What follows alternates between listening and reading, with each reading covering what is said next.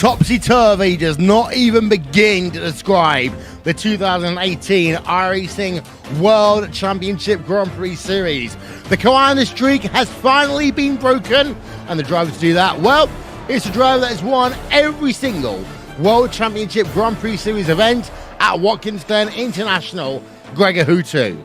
Now we head ourselves over to the track that hosted the first ever Formula One World Championship event on the 13th of May, 1950. Welcome to Silverstone in Northamptonshire, England. They call it the land of the dead, but that's only until Grand Prix cars or other motorsports cars roar into life. It's Will Vincent along with Jake Sperry and Jonathan Simone. Track temperature right now is 71 degrees Fahrenheit as we are ready for qualifying. There is clear skies and winds of 9 miles an hour.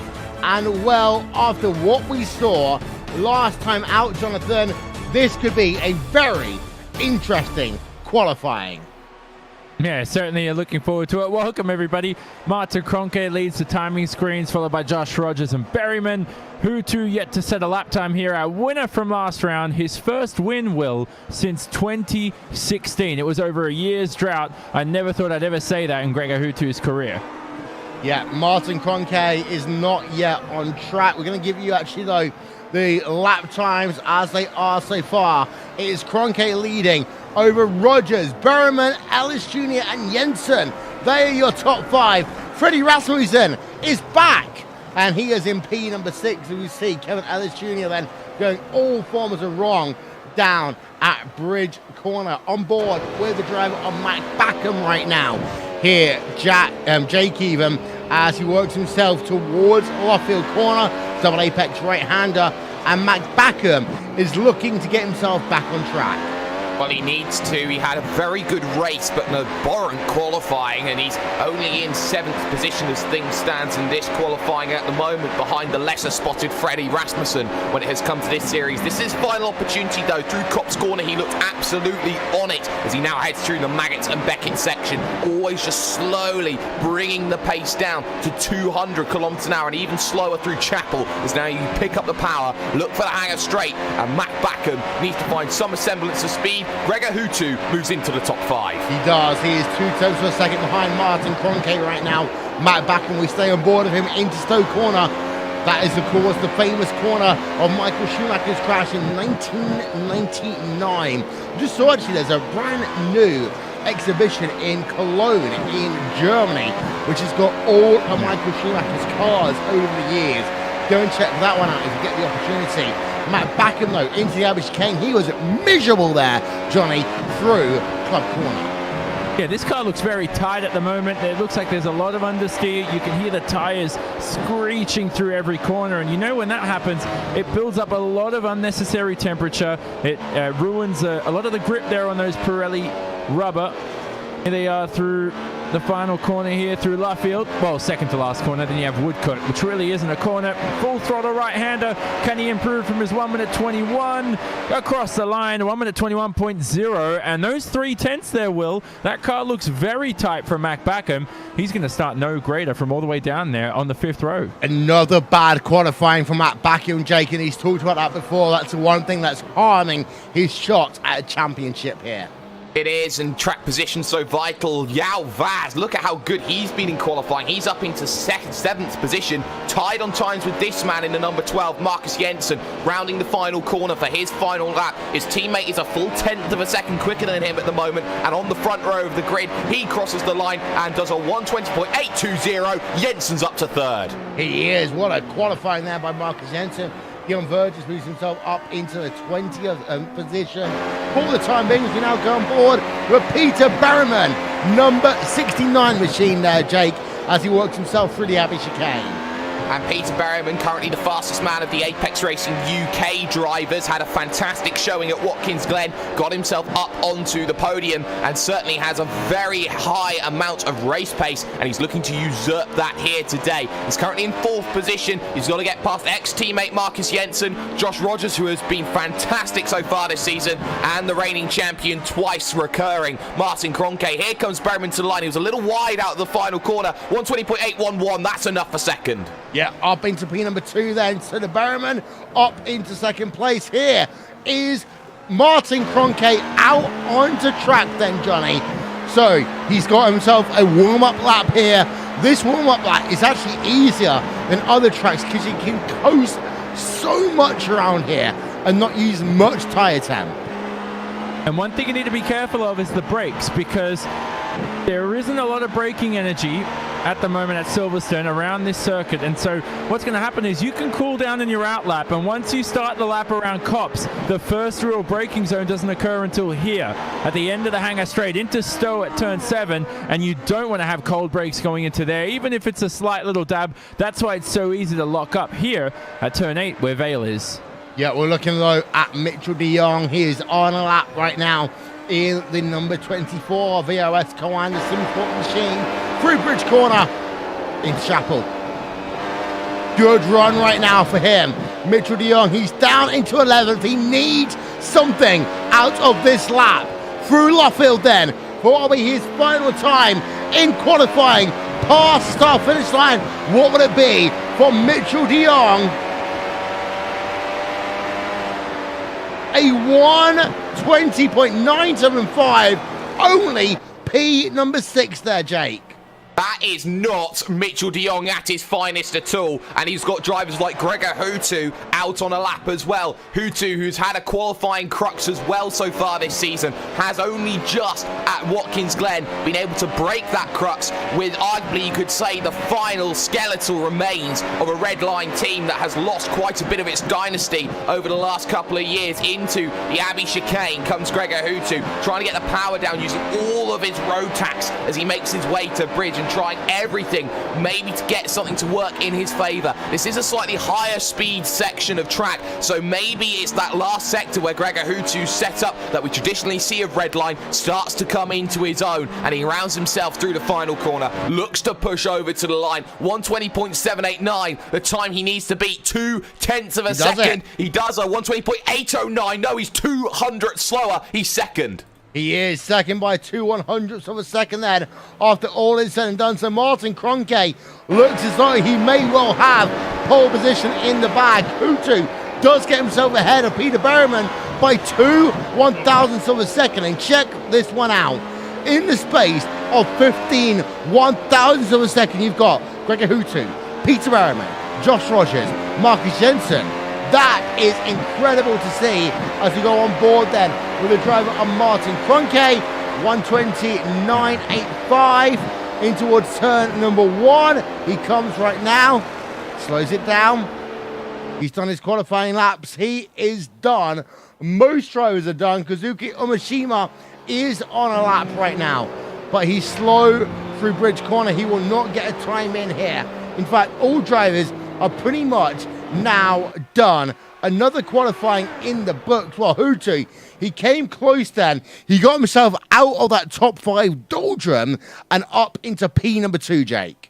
He did, and he did very well on that second lap, and being on that front row is going to be vital moving forward. We're talking about times and just how close they are. The top 10 are split by just 2 and a little bit tenths of a second. I don't know any series in the world, Will, where times like this at a track as quick and as long as Silverstone, I don't know a place where times could be any closer.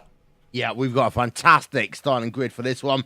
As Johnny, let's run through your starting grid, your final race results even from qualifying, because it is the case of Martin Kroenke getting himself pole position by 0.02 of a second over Gregor Hutu, who in turn is 0.01 of a second faster than Peter Berryman.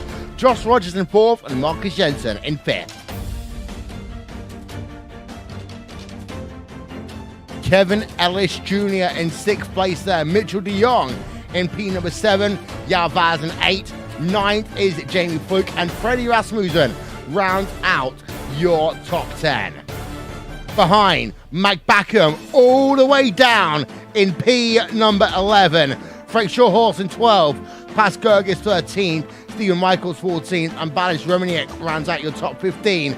Rest of qualifying results are going to come up on your screen right about now as we will step aside here for a brief moment on Racebot TV and on iRacing Live, but we'll be back with analysis after this.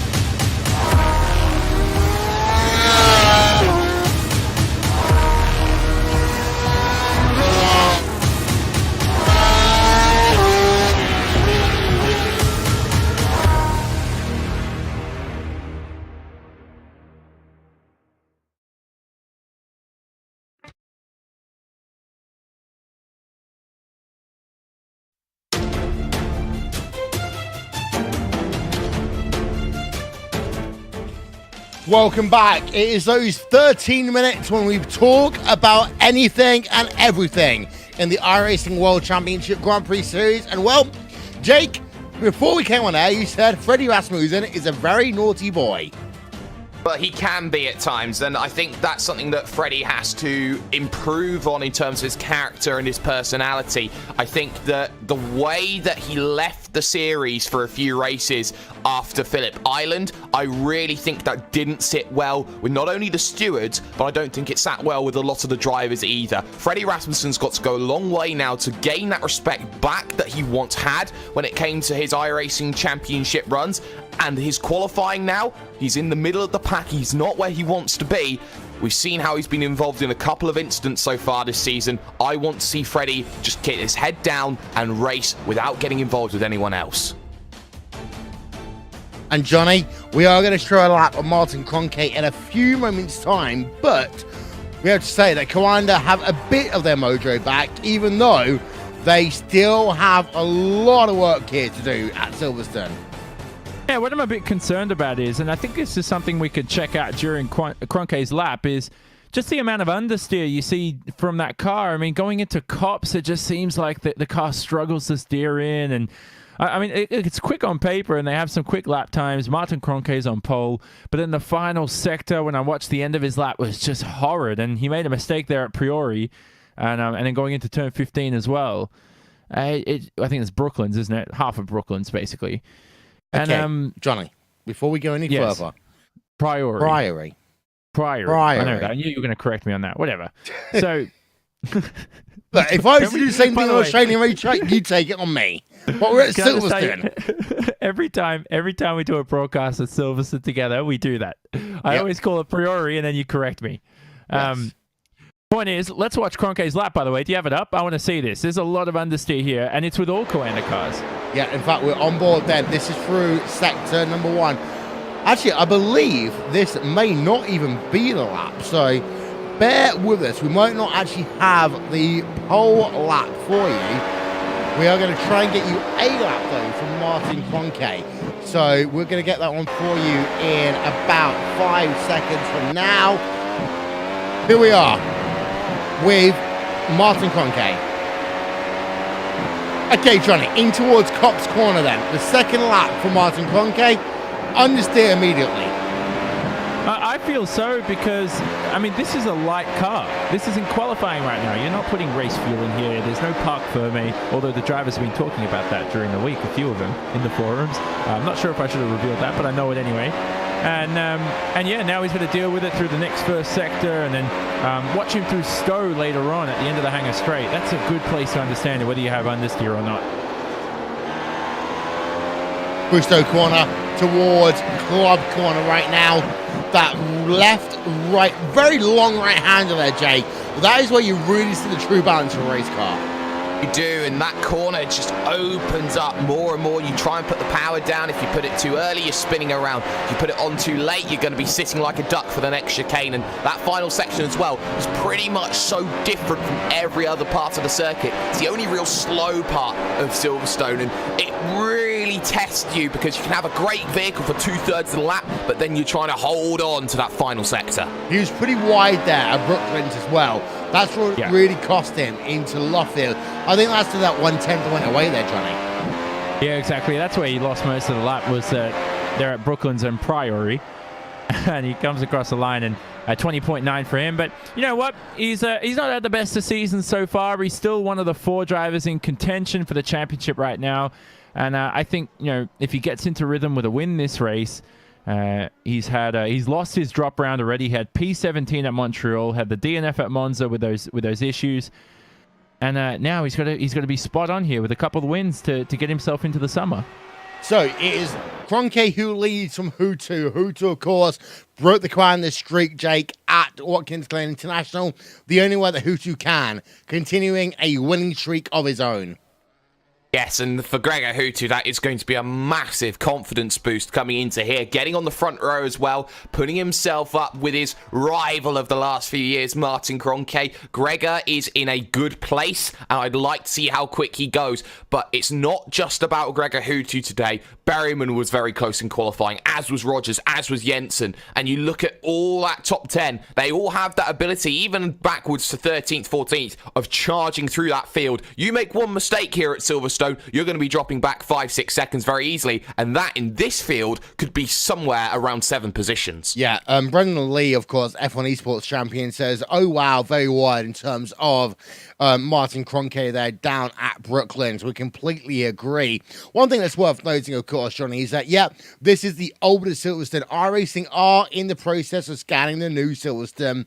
I'm not going to lie to you, I love this track. I prefer the old track. I mean, just, for me, the British Grand Prix, with drivers lining up on the exit of Luffield and Woodcote, steaming down in towards Copse Corner, Maggots, Beckett, and then you've got the Chapel straight away in towards Stowe Corner.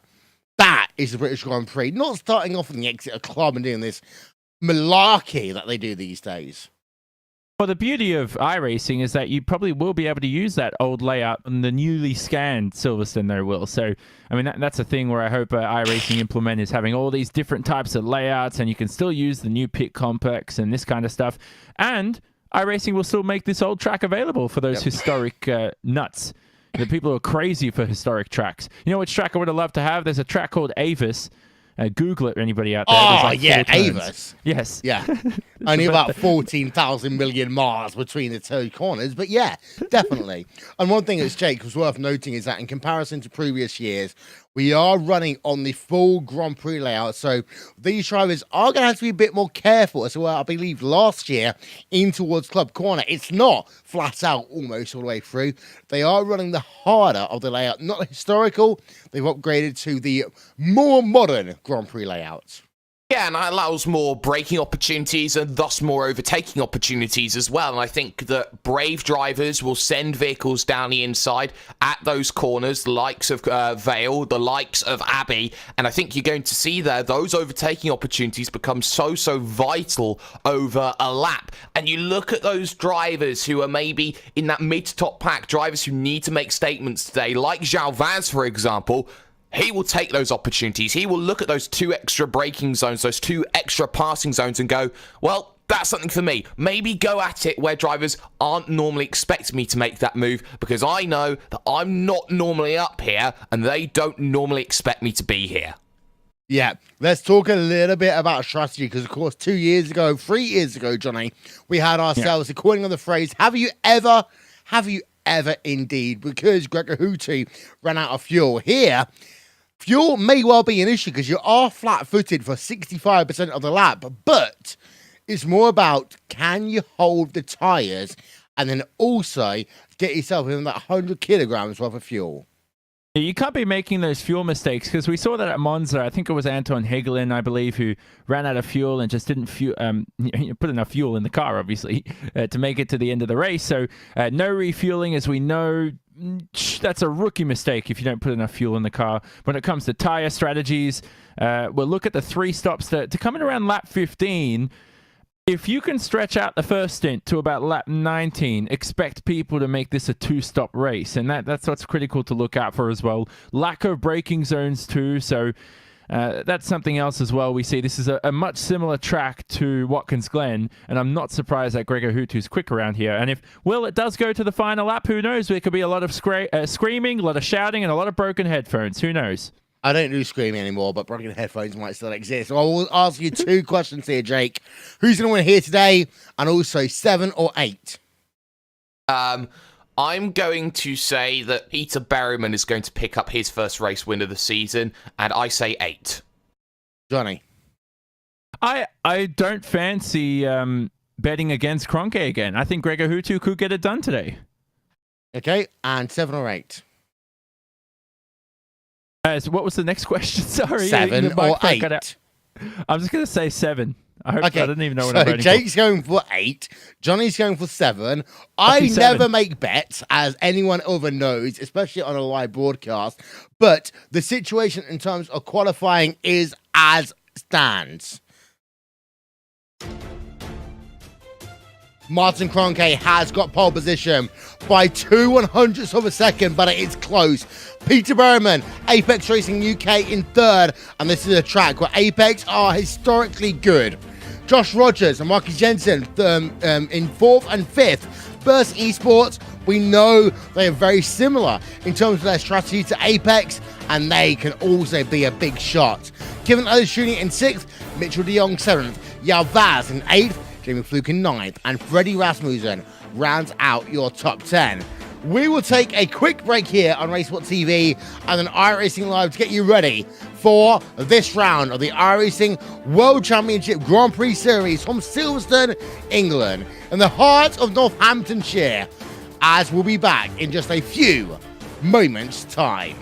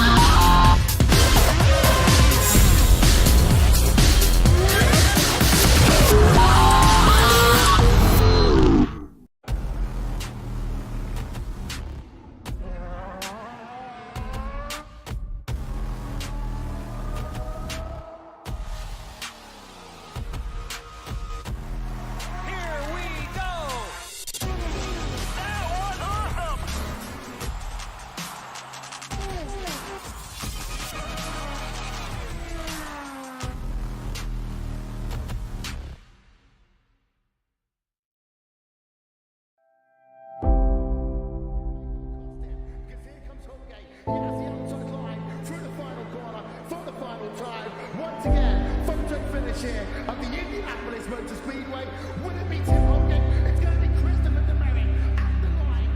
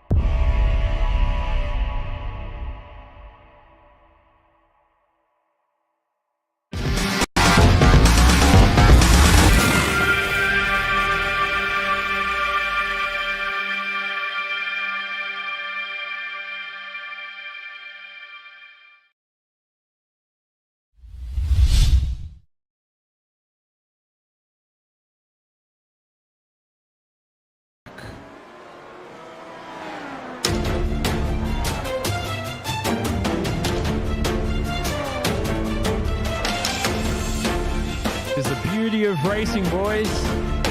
Back into it. Well, that was Johnny Simone then, telling you that we are back in the community of racing as we welcome you to the iRacing World Championship Grand Prix Series here from Silverstone. Welcome to Northamptonshire, welcome to England, and welcome to the iRacing World Championship Grand Prix Series. We are here. We are live as qualifying is already in the books. And, well, practice in terms of that, we've got 4 minutes of that left to go. As it's Will Vincent, Jake Sperry, and Jonathan Simone. And Jake, this is going to be good. Oh, you bet it is. You've got title pretenders looking to charge through the field. You've got the 2 greatest iRacers in road racing up at the very top of the field looking to duke it out. And you've got everyone in between looking for a slice of the pie. This is a circuit over 17 turns that looks to try and make things work. 60 laps today and 60 laps of pure, flat-out pace. Hello to everyone joining us on Facebook Live. 308 kilometers here today. 60 laps, Jonathan, as this track, well, it's warmish, but it's got a little bit of wind to it. Yeah, that can make things difficult, especially through the high sections, high-speed sections of the racetrack. But looking again at the 2 to 3 stop range, as we always see this season, which should make things a lot more interesting than the past when we have those 1 stops here at Silverstone. But again, aero balance so critical today, especially through the high-speed sections, like we said, because of the wind. You talk about as well. This is a lot more aggressive of a track than Watkins Glen a couple of weeks ago. So some of these teams may use a sort of similar setup base to Watkins Glen. And maybe adapt on that just quite a little bit, of course, as well. Most importantly, though, Will, is this is not much of a braking circuit like we spoke about in qualifying. So drivers who are really strong on the left foot may struggle at Silverstone. And you may see some drivers who struggled at Watkins Glen also transfer over to here.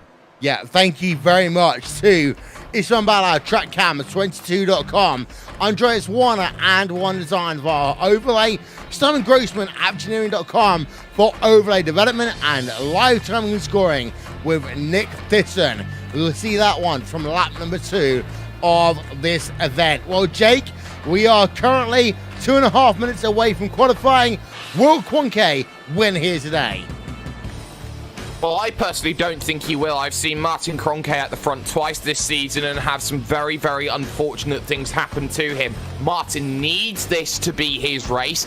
I'm not sure, though, it is going to be. The best place for Martin Kroenke to start is pole position. He is the toughest driver in this field to beat when he starts from position number 1. But as we all know, a few years ago, Gregor Hutu ran out of fuel on the final lap to guess who? Martin Kroenke. And I think that for Kroenke, it's a must-win race for him today in terms of his championship. He didn't have the best showing at Watkins Glen. He has to bounce back or his title challenge could be up in smoke. Yeah, of course, though, Johnny. We've got ourselves a couple of Apex Racing UK drivers and a couple of Burst esports drivers inside of your top 10 here today. Could either of them snatch a victory? The younger you are, the more inexperienced you are, and also the more nervous you are. And who knows, one of those drivers who are inexperienced could have some secret speed. Maybe Jamie Fluke from P9 on the grid. Who knows? He could have won the Monza race had things gone his way if he was pretty quick, but obviously involved in an incident. And can I say, Will, the last thing is, warm-up to me as a driver was always the most nervous part of the weekend. You know, the race starts, I was always adrenaline pumping through the blood and I'm ready to overtake, and I was very cocky through starts. I always thought I was the best starter out there on the grid. That's the mentality you have to have. Qualifying, yeah, you're always a little bit nervous, but it's warm-up that gets you. It's quiet, fuel's on board, get used to the car, and it's all a little bit of a bit of an anticlimax in the end because the race starts only a couple of minutes away. Yeah, that was basically a shout out to Eurosport and Le Mans. I'll tell you one thing. We talk about the difficulties of using the magical yellow pen here in the iRacing World Championship Grand Prix Series. We have to give more training, I believe, Thomas Christensen, because he really did just struggle there on Eurosport. But in terms of our race here, the iRacing World Championship Grand Prix Series, the month of May is over. We are hard now in the month of June, the second race in the month of June. And of course, yeah, this is a famous week of motorsports, but Silverstone is famous in its own right as well. Qualifying is in the books, and here is your starting grid for this round of the iRacing World Championship Grand Prix Series, which is not going to show for you just yet, so I need to now just delay for a little bit.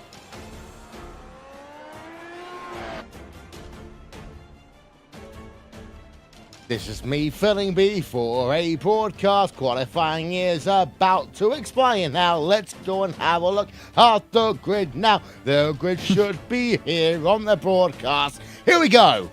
Yeah. It's not working still. Let's try it one more time then. Because No. it's still showing Kevin Jr. as at the front of your field, but that is not the case.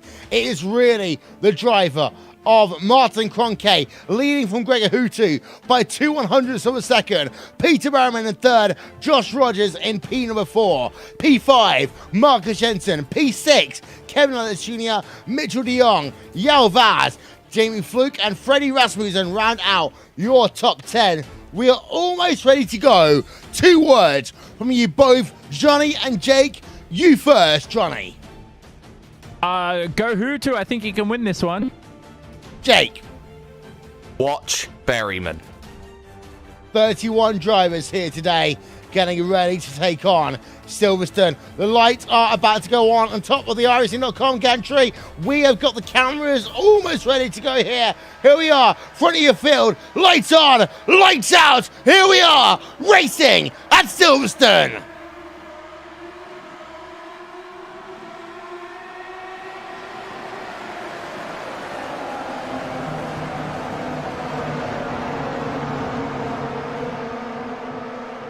One driver off early on, but here we are. The drivers going through Maggot, now into Beckett for the first time. And Kroenke does continue to lead the way out front as they now come down the Chapel straightaway for the first time. One driver pulling to the inside, and that is a very fast Burst Esports car there, Johnny, as he looks to make up positions. And look at Mitchell de Jong around the outside. He's had a tremendous start from 7th on the grid. The top 4, though, remains stagnant. So Mitchell de Jong now climbs up to 5th. Important start for the man who's biting for his first championship this year. Yeah, he is indeed. And Mitchell de Jong, of course, is desperately trying to find his way through. Mike Backham, of course, starting at 11th already, Jake, up into P number 9. right on the coattails of the number 46 machine there of Yalvaz into bridge. Oh, he tried, but he didn't quite find it, and now looks to the inside at Priory. The nose not quite there to make the move, and into Brooklands, unable to make the move. Shotos has a look behind. He makes contact with the Apex machine of Fluke. He's around, and we got one up over the roof. That's Higeland, who had a poor qualifying, and there's two out almost instantly as one takes to the grass. Let's try and get ourselves a replay of that one for you then. That is going to involve Antoine Higeland. Let's have a look at this one. It also will involve a couple of other drivers, but we're going to have a look here. Antoine Higeland on board with him. Oh, that was close there in towards Brooklands, but then he gets tagged behind by the Orion Racing car, Jake, and that is it. Game over for him. Well, it's just that bottleneck that happens once you see one vehicle off. Everyone checks up and slows down, and it's almost like a car crash in slow motion a little bit there. Antoine was desperately unlucky. It will hurt his prospectus looking for a top 5 in the championship, but that be racing. So continuing on, your top 3 remained unscathed. Your top 4 remained unscathed. You've got De Jong up 2 at the moment. You've got Backham currently up 2 as well. But right now, it's about calm your nerves. This is where you just get into the rhythm. You look at 60 laps and you go, okay, let's get 20 in the books already. Yeah, indeed so. So, having a look then at your battle out front, it is Cronke from Hootie, from Barrowman, from Rogers, from De Jong. Want to pay a little bit of attention to De Jong right now because, of course, he's in the hunt for the championship lead here, Jonathan. But he needs to get early positions because otherwise, Cronke and Hootie will put away, and that will be points lost here at a stage of the championship that you cannot lose points. No, exactly. He's only 2 points away from the championship lead, so it can go to show that if that's the final round, this can go down to the wire. So definitely a tight battle, but right now he's stuck in some dirty air and a DRS and ERS train, and that's something that we need to look out for because we saw at Watkins Glen a few teams losing speed at the end of straights, and we'll see if Coanders figure that out. I think that was their issue. It seems that this round they are starting to pick up speed all the way down to the end of the straight, so their deployment of ERS has certainly improved here at Silverstone, and I think that's why they're so quick today compared to Watkins Glen. Yeah, as we look on board again with Mitchell De Jong, as he works himself through club corner, it's Josh Rogers and that Burst Esport car just ahead of him as it stands right now, as they work now towards the Abbey chicane here on lap number 3. Racesport TV, live timing and scoring is available. Racesport.tv/timing. You can also stay social with us /Racesport TV at Racesport TV on the Twitter machine. Behind Backham versus Jalvaz is going on track, but also Stephen Michaels and Balis Remniak. That is one going on right now, Jake, and that is a P number 15 on track. Yes, and both of them are looking to get themselves a top 20 finish, looking to get their quota in and qualify for next season. So Balaz Reminick knows that he needs to do well. He's currently 21st in the standings. He's the man who is just going to lose out at this stage. Any point he can get is vital, especially with Michaels just behind, looking to get another good result that he's had. We've also seen overtakes as well over that last lap. Lona's been overtaken by Marty Piatella. Marty's doing the Marty thing again. Starting 19th, he's already +7. Is Marty Piatella at his absolute best. That's the thing. We talked, there's been many people over the course of the weekend, Jake, talking about Toyota and three drivers in 3 teams also for the Le Mans 24 hours, and saying you need one to crash, one to have technical difficulties, and one to just be that driver that brings it home.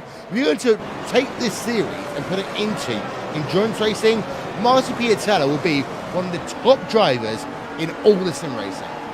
He would, because he'd be the one that gets it home all the time, and he makes positions every time he doesn't have a good qualifying as well, and that's what we tend to see out of Marty Piatella, and that's what makes Marty one of those drivers that you just have to look out for in a race, because he just makes moves, makes million-dollar moves every single time he is out on track. We've still got Freddie Rasmussen though in a battle. Jamie Fluke stayed well in terms of that mixed wheel, but that DRS train goes all the way back to 11th position from your race leader Martin Cronke, who only has 8/10 of an advantage. Yeah, Freddie Rasmussen back in the series here, Johnny, after what we're going to call a sustained absence. Of course, his team owner, Fernando Alonso, is running in the greatest endurance race right now at Le Mans. However, Freddie Rasmussen in that FA Racing GT Logitech G car is running inside the top 10, but they came to this series saying, we're going to win races. And I want to compare them to BAR, saying we're going to do this, and they don't do it. But actually, P number 10 on your return race, not good enough right now for Freddie Rasmussen. He's got a lot of work to do. Yeah, he does, but again, high workload. I think Jake and I spoke about it off air as well. He's got a lot of things on his plate in 2018, and that's something that makes a huge difference, is how many cars are you driving, how many series are you dedicating yourself to. But look, if he has the time to even race just half the races in the iRacing World Championship Grand Prix Series and does them well, we'll take that. He's definitely not going to win the championship at this stage. He's too far behind. But he's doing well, and Fernando Alonso, by the way, he's slowly turning himself from a businessman into a businessman. Yeah. Oh, there will be some people, though, Jake, who talk about drivers doing a part-time schedule in the World Championship Series who are not happy about that. I know ERT's Brenton O'Brien was livid about it, and there's a couple of teams saying, wait a minute, we would have done it the entire season. Why are these guys being able to pick and choose how many races they run and basically almost try to just keep in the series? Well, the point comes down to pace. If you're not quick enough to get into that series, then where's your point of complaint? Oh, our drivers were here and our drivers did this, that, and the other, and they would have raced the entire season. You qualify for the right to race in this. It's not given to you if drivers just pull out. I mean, the only scenario that we had where a driver officially pulled out of the championship was Bonner Haas, and that's why Michael Partington's in this season. Aside from that, no other driver has given up their right to race this. That means that's at any point in the season... Diego Oliveira did so, didn't he? No, Diego Oliveira just did it the other day. Oh, did he now? So that would allow someone else maybe the opportunity in. But that's my point. Well, that's an ERT driver. Yeah, ironic, isn't it? But actually, that's one of the things, is that sometimes you talk about teams and their philosophies, and there are teams that basically they will say, okay, if you're not going to race, okay, go, we'll find a way of giving a spot to someone else, be it through going through the traditional method of the pro series of road racing, or through going through, finding a way, because they had a driver in 21, 22 position. We have, though, got Martin Kroenke. He is not yet out of DRS range over Gregor Hooter. The gap is 9/10 of a second right now, as they are on lap number 7 of 60 here. And Kroenke, while he is pulling away, but not by much, the lap times will tell the story here. I'm going to put that one up for you now. And Hooter gained half a tenth that last time by. The gap remains at about 1 second there, Jake. Yeah, 1 second at the moment for Gregor Hooter and Martin Kroenke's gap. So that's only going to be a little bit worrying. Hooter will then soon have to start thinking, okay, Peter Berryman might start closing in if I don't have the straight line on the straights. And we've seen how the red line struggle when it comes to that straight line ability. But he's doing well to stay within that 1 second window right now. Everything just calm. I think it may need a pit stop to try and change up the way this race looks. Yeah, we'll talk to social media expert Jack Stiles, replacing Conor Maddock for a couple of races in a few moments' time. But I will say one thing here, Johnny, mid-pack, very, very close right now. You got Backham hunting down Yao Vaz, who's hunting down Kevin Ellis Jr., who's hunting down Marcus Jensen, who's hunting down Mitchell de Jong. P number 5 through P number 11 is mighty close. Well, it's mighty from P1 to P11. 7 seconds separating the top 11 at the moment, if you're following RaceBot.tv, it's a live timing page. This is a tight battle, but I don't think overtakes will be able to take place on track. It will take something brave, and unless you just had a poor qualifying performance and you're much, much quicker than the driver in front, it's going to be a real struggle to get past, just because of the dirty air, the ERS trains that we're seeing. Everybody's going to have DRS at the same time across the hangar straight. This is going to be difficult, so this may become a strategy race, Will. Who's able to stretch out the tires to lap 19 for that 2-stop? Who's going to have to pit in early at lap 15 for the 3-stop? Will they undercut a few drivers while they do that? All going to come into play during this first stint. Yeah, and while Jack Stiles is here on RaceBot TV as well, just say, doing social media, Jack, how is it going on the Twitter machine? The Twitter machine is strong and going well, and it must be said that it's full of either iRacing World Championship Grand Prix Series or the Le Mans 24 Hours. And I must say, the battle between Martin Kroenke and Gregor Hooter, I think that's going to be one that we're going to see for the rest of the season, because all of a sudden, Gregor Hooter, bang, he's at the front of the field, and he's doing incredibly well. Well, yeah, we've got to look back through the annals here, Johnny, and talk about Gregor Hooter. He was not always the strongest starter to the World Championship Series. I think it was 2014 and 2015. He did struggle in the early going, but then the month of May and then June kicked into gear, and then he found himself back in the hunting.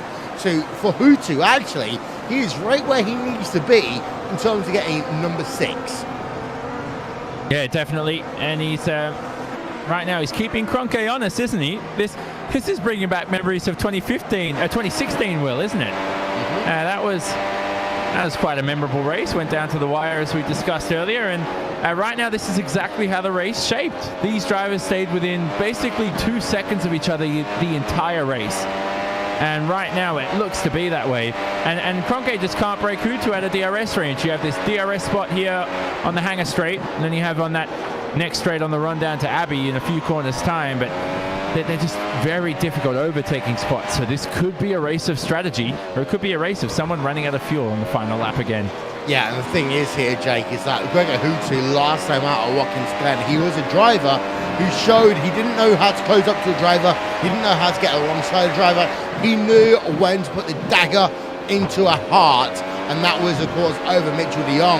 De Jong is trailing right now down in P number 5, but Hutu, anyone who says he cannot race, well, they learned something last time out. Gregor Hutu only led 3 laps last time out at Watkins Glen and still came home with the race victory. It proves that you don't need to win every lap to win an event. You only need to lead the last one to win overall. Mitchell de Jong, though, he's seen Josh Rogers in front lose the DRS then to Peter Berryman. This could be the greatest opportunity that de Jong's had in a little while. He's now 3.4 seconds behind race leader Martin Kroenke. He now needs to start thinking about making this move. Lap 10 of 60, 1/6 distance score complete at the end of this lap, and for Mitchell de Jong, he's now got to set this run up through Maggots and Beckett's, but the dirty air effect really does play a massive factor through this section of track, Will. Yeah, on board right now with Martin Kroenke, actually no, with Mitchell de Jong even, in that Koala Sim Sports number 24 machine, down the hangar straight away towards the corner, not close enough there to Josh Rogers. The issue is there, Johnny, is that it's such a fast run out of Beckett, and then towards Stoke Corner. Stoke Corner itself is fast. Realistically, it's not a great overtaking opportunity unless, of course, you're PK Mantle. No, exactly. Yeah, that was a great battle many years ago. De Jong, though, going into turn 11 there, and a bit of a wiggle. Well, not really a wiggle, just a bit of understeer or oversteer even, just because he hit the curb as well. Going under bridge right now for de Jong. Not really an overtaking spot here unless you're in one of those Kia Cup cars. And here they go through Brooklyn's final corner. See, this is where now you look at the driver in front there of Josh Rogers, struggles a little bit, goes offline. The track's starting to rubber in the lines that you take a lot more. Going into this first stint, Will, some of these drivers could be struggling with tyre wear even in the next couple of laps. So this is where I'm looking at Josh Rogers at the moment. He's starting to drop off in terms of pace. Well, last time out at Watkins Glen, we talked about, Johnny, how long can he hold on? And it's going to be the case, I believe, here, because, yeah, under pacing conditions and under normal conditions, this is a low downforce track. But when you get yourself into the dirty air, it's all about how can you manage the tyres, but also, more importantly, how can you find a way of getting that extra lap or two in the race. And I think right now, drivers like de Jong, like Jensen, Alex Jr., Vaz, Bakken, and Rasmussen are just hoping that Rogers is going to continue to fall off the pace. Yeah, exactly. And he'll be holding up a few drivers with him, as you said. The two drivers not falling off the pace are Kroenke and Hutu. Now, I'm very surprised that Coanda car is handling a lot better than it is in the race than it was in qualifying, which is something I didn't expect. But I'll tell you what, right now, Will, those Coanda cars are looking very good. They are indeed. But Hutu looking strong still in second place on track. So on board with Josh Rogers there in the Hyper number 92 Burst Esports machine. Back down to the rear of your top 10. Let's have a look at Freddie Rasmussen, Jake, because he is on the rear of Matt Backham. The gap between himself, Freddie Rasmussen, and your race leader right now, is not that big after 10 laps of this race still complete. Only 8.8 seconds. But they're losing a lot of time now because Yao Vaz seems to be the cork in the bottle that Matt Backham can't get past. Yao Vaz is driving a perfect race at the moment for 8th, but Backham can't get through, nor can Rasmussen, nor can Fluke, and they've got Martin Piatella jumping in on the train, going 0.3 of a second a lap quicker than the guys at the rear of this train, so they know that they've got to get a move on, or Piatella could jump all of them in the strategy if he decides to jump in early. Yeah, indeed. So as we ride on board with Freddie Rasmussen in the F8 Racing GT Logitech G car down towards Club Corner, not able to do anything this time by. So this is where, Johnny, your strategy comes in. The 3 versus 2 versus 1 strategy, because a driver like Freddie Rasmussen could try to go into a free stop. It will be very risky, but they might think we're being held up right now. He probably understands the tyres the least as well, just because he hasn't really driven this car much this year compared to the rest of the grid. So that's another factor that will come into play as well. But here he goes through the final sector. A lot of dirty air. It's so easy to run wide. Going through Brooklands. Gradually on the throttle with your right foot. And there's basically 2 apexes here through Luffield. Clip 1, clip the second. You want to straight line the exit and use all of this curb to the outside, and then it's full throttle all the way down to Copse here at turn number 1. And Rasmussen, again, you can see there, he just loses the advantage that he gained all through the straights just because of that dirty air once again, Will. And it's just making overtaking a lot more difficult for these drivers. Yeah, and if a driver is going to come on towards pit road there, Johnny, they'll do so next lap, maybe lap 15 at the latest for a free stop. Yeah, exactly. That's where we're expecting him in. But I'm pretty sure at the moment, looking at the driver's pace, someone like Rasmussen, for example, he's lapping pretty well at the moment. He's only losing about 6-7 tenths compared to his early lap times. Not even. If these drivers want to stretch it out to a 2-stop, it'll certainly work. Yeah, so go on board then with the driver in second place. In fact, no, the driver, your race leader, Gregor Hutu, is in second place. We've got an issue. What's that? De Jong. Oh, De Jong looked for the inside, the Abbey chicane there, Will, against Josh Rogers. He didn't quite get himself alongside. Great speed carrying the exit down the inside at Priory. And look at that check up there from Josh Rogers, and a big wiggle to boot as well. And that allows onto the train then Jensen and Ellis Jr. And De Jong's finally got his man. Replay up on your screen. So here we are then, Jake. Talk us through it from the Abbey chicane down towards Brooklyn. Well, he looked at the Abbey chicane, Will. He just had that half look and it didn't work. Looked to then set it up through bridge, took the Uber inside line, caught maybe Rogers off guard. Rogers, who wasn't expecting down the inside Mitchell de Jong, didn't carry the speed through the exit of the corner to remain too wide. He backed out of it, let de Jong go, and that for Josh Rogers, maybe a little bit of inexperience there in the battle, or maybe going, I can fight this one another day.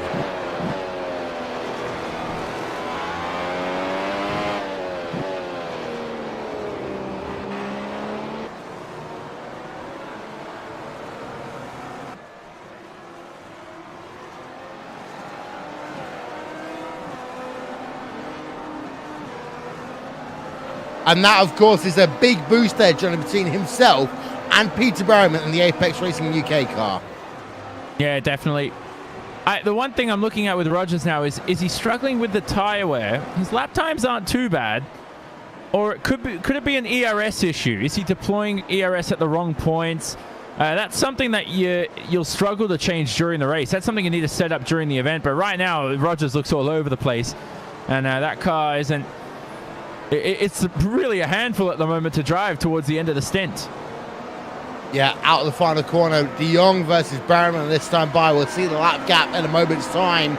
And Mitchell de Jong will do himself a lap time a half a tenth faster than Peter Barrowman.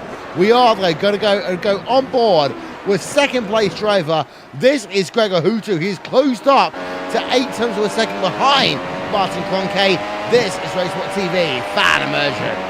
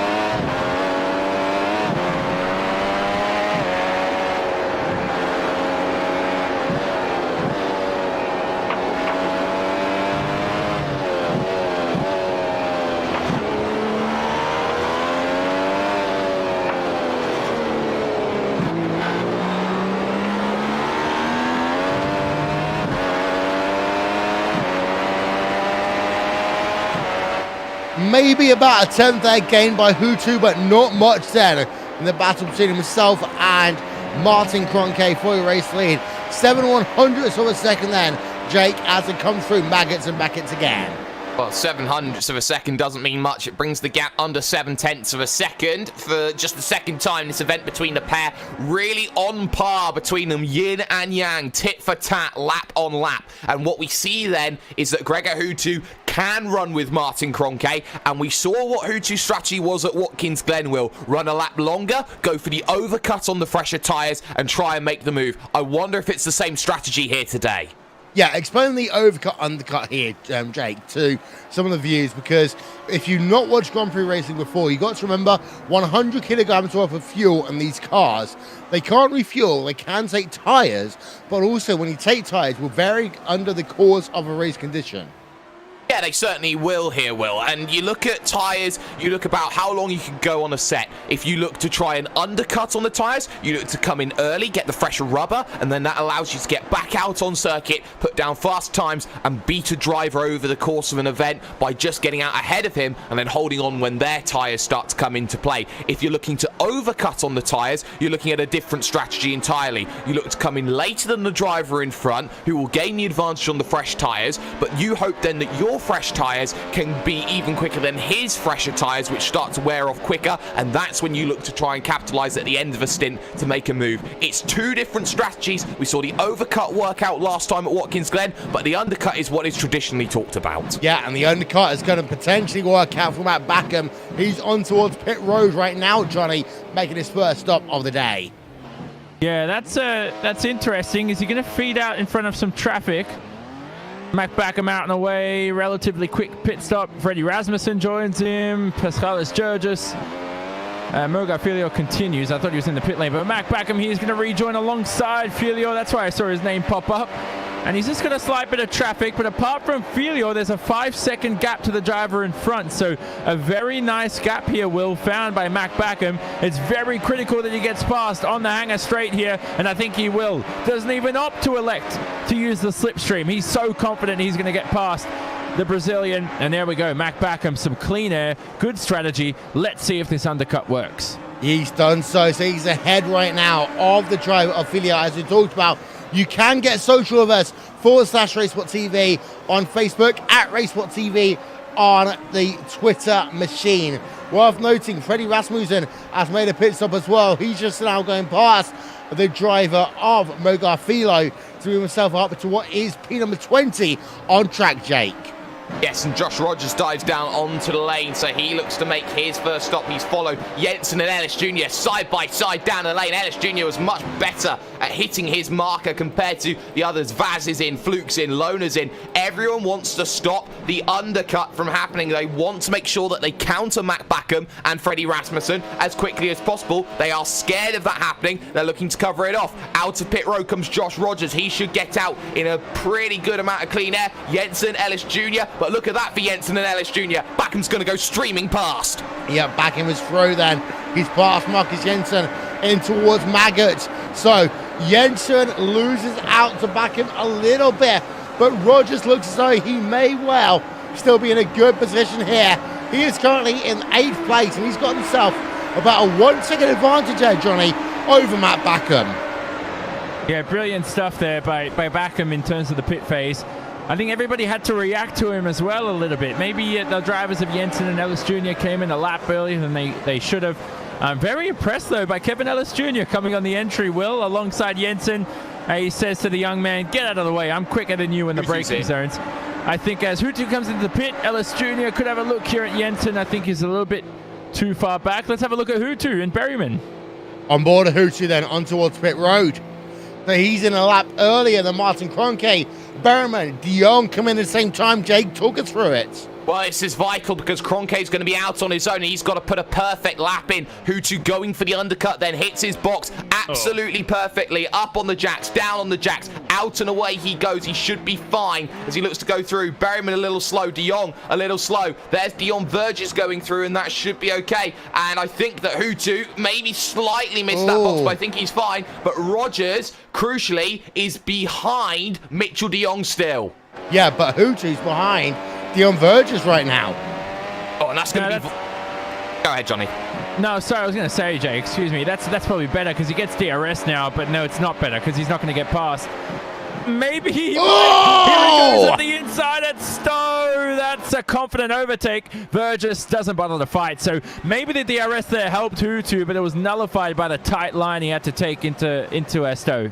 Yeah, that cost him 0.3 of a second there, did Gregor Hutu. Now let's have a look at Martin Kroenke. He should come on towards pit road this time by exit of left field. He stays out for one more lap there, Jake. Oh, this is vital. He's going for that overcut, and if he keeps going like this, he's going to be in a little bit of trouble. I wonder if he got word of Gregor Hutu having to get past Dion Burgess and gone, you know what, I could probably get an extra lap out of these tyres, and then I'll have fresher, even more fresher tyres, heading on for the next stage of this race. So right now, Martin Kroenke may have got the word about Gregor Hutu. He's deciding to go out there and charge a little bit further. 1:24.8 his last time by, an outlap for Gregor Hutu of a 43.2. That's not bad, but compared to Berryman, who did a 42.3 outlap, there's your difference. Yeah, it's a big difference then. We're right on board with Marcus Jensen in the number 12 Burst Esports car here, Johnny, because he is battling right now in 8th place. He's got himself Matt Backham ahead of him, Kevin Elishuni behind, but for Marcus Jensen, he's now got to basically just hold station and hope a driver ahead of him just messes up. Yeah, he's going to earn it back in the next stop. So these strategies now have just sort of shuffled the order just quite a little bit, but there's still action all over the place. And with Jensen's lap time so far, so we looked at Hutu's poor outlap. Jensen had a poor outlap too, but he's 1.4 seconds quicker than he was before his pit stop. And so for Kroenke now, he comes into the pits, but now Kroenke would have lost at least 2 seconds to Hutu. That gap was 0.7 when Hutu came in. This is going to be side by side, I hope, during the exit of the pit lane. This is where you're finding out then, on board with Kroenke.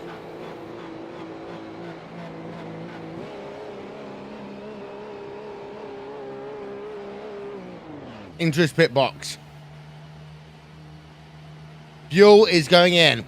He's out and away. 4.2 second pit stop then. Hutu is ahead as it stands right now.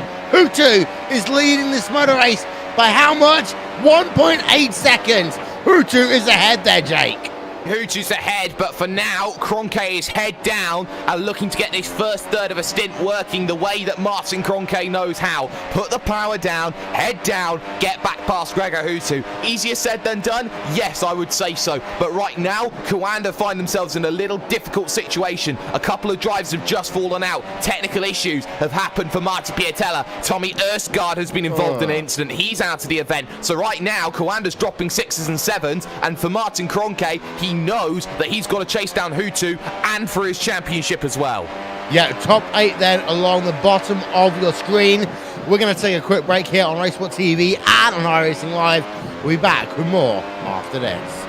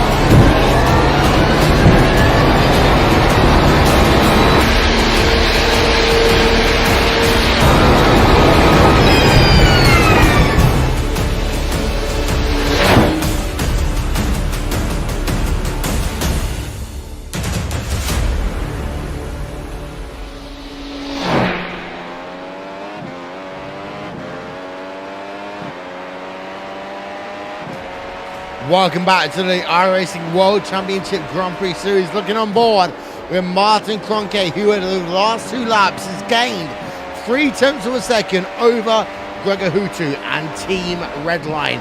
Couple of interesting points to note. I'll come to you in a moment, Jake. But first of all, Johnny, we did have Jorn Jens, who was a little bit slow at pit road. Yeah, well, he was trying to defend Kroenke. I think that's what you mean. He was a little bit slow out of pit road. I think Jorns is sort of saying that there's a few things that could have gone a little bit better for Kroenke during the pit phase. So Coanda were confident going 2 laps longer. It just didn't work out as they'd hoped there. But I think now Coanda maybe are secretly bullish here. They're thinking, oh, look at this now. Okay, we've got fresher tires than Gregor Hutu. We're catching him lap after lap, much like a shark in that Jaws music that you always play when the shark comes closer. Yeah, that one. I think now Kroenke could have him maybe. We could see an overtake on track if Kroenke keeps his pace up. Jake, updates from you.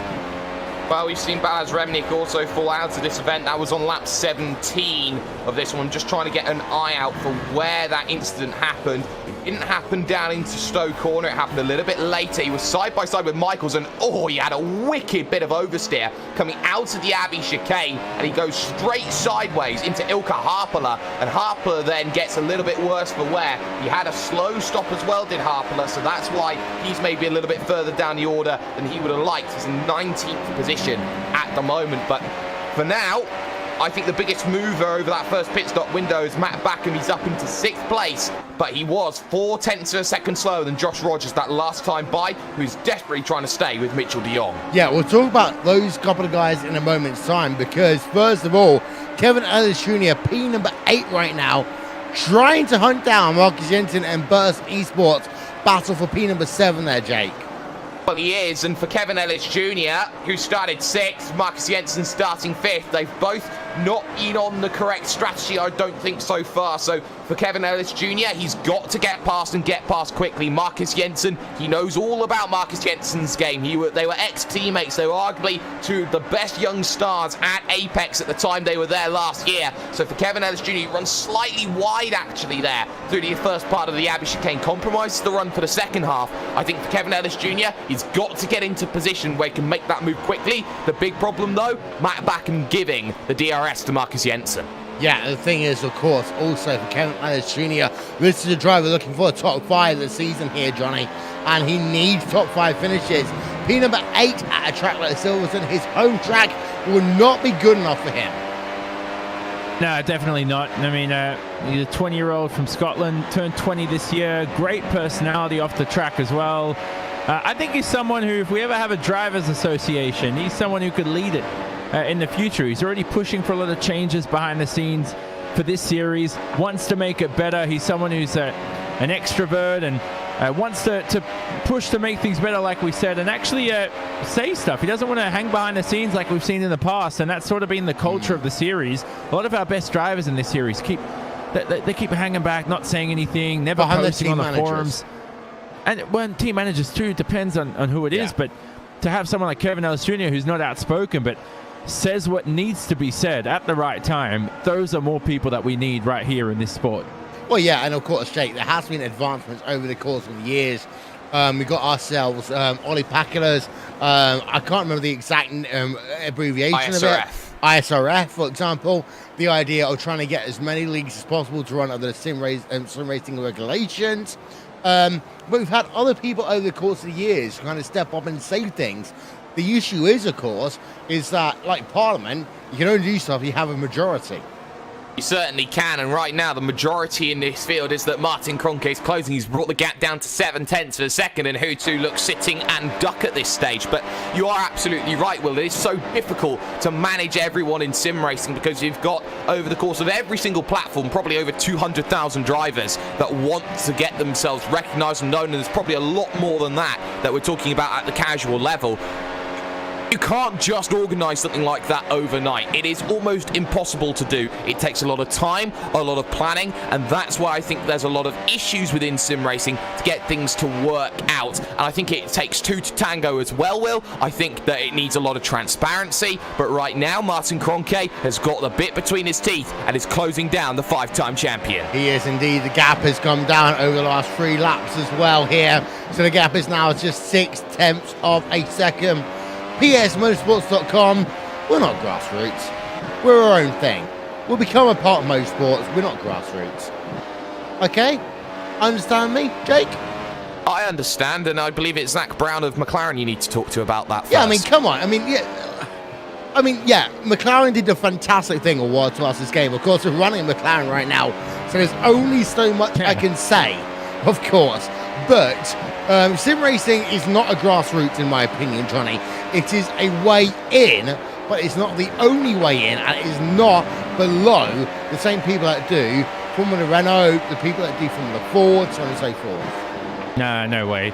I mean, we still have people who were in karting when they were younger and ran out of budget and are racing here today. I know Marty Piatella, one of the Coanda drivers, was an avid go-karter when he was younger, and it's sort of a branch out. It's if you want to call it a form of motorsport, we know go-karting is the cheapest form of motorsport, but sim racing, if you want to classify it, is definitely much cheaper, and you need your wheel, your software, and everything else. But it certainly does give you a lot of skill, a lot of practice, which is good.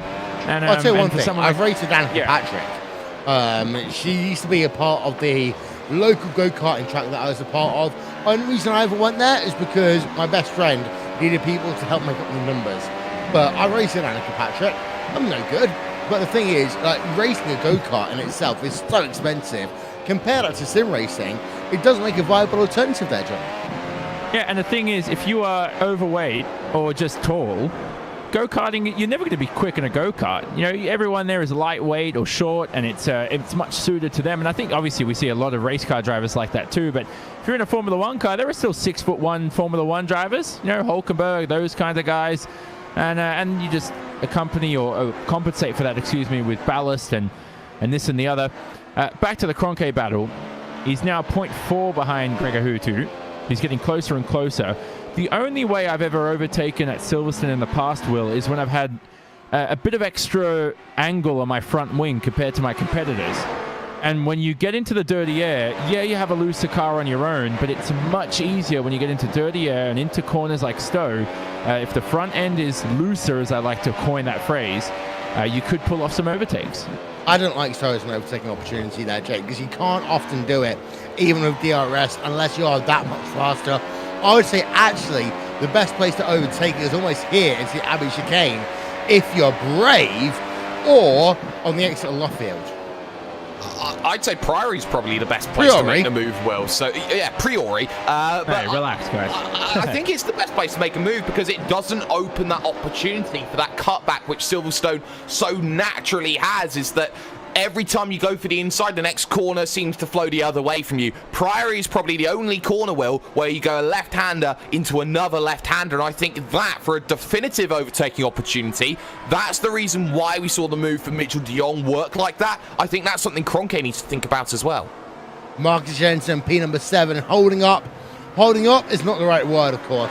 It's ahead of Kevin Ellis Jr. right now in the Apex Racing UK number 98 machine, JCL Apex Racing UK. They, as a team, are not only resurging in terms of who they are, but in terms of the academy, in terms of everything else, again, in 2018. I will say one thing.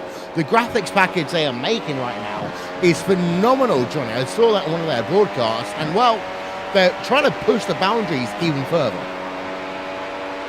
Yeah, that's good for them. And I think their racing team knows it's a different story. And right now, Ellis Jr.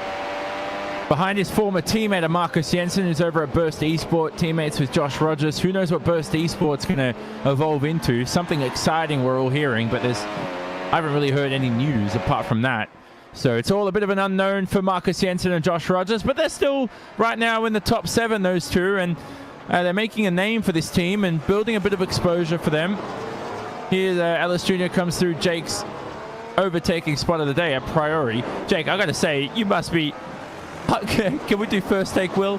You got to be crazy to pull off an overtaking a priori. I think if you're brave, I'm assuming Jake Sperry is one of those drivers who's a bit like, will lunge it up the inside like a Daniel Ricciardo.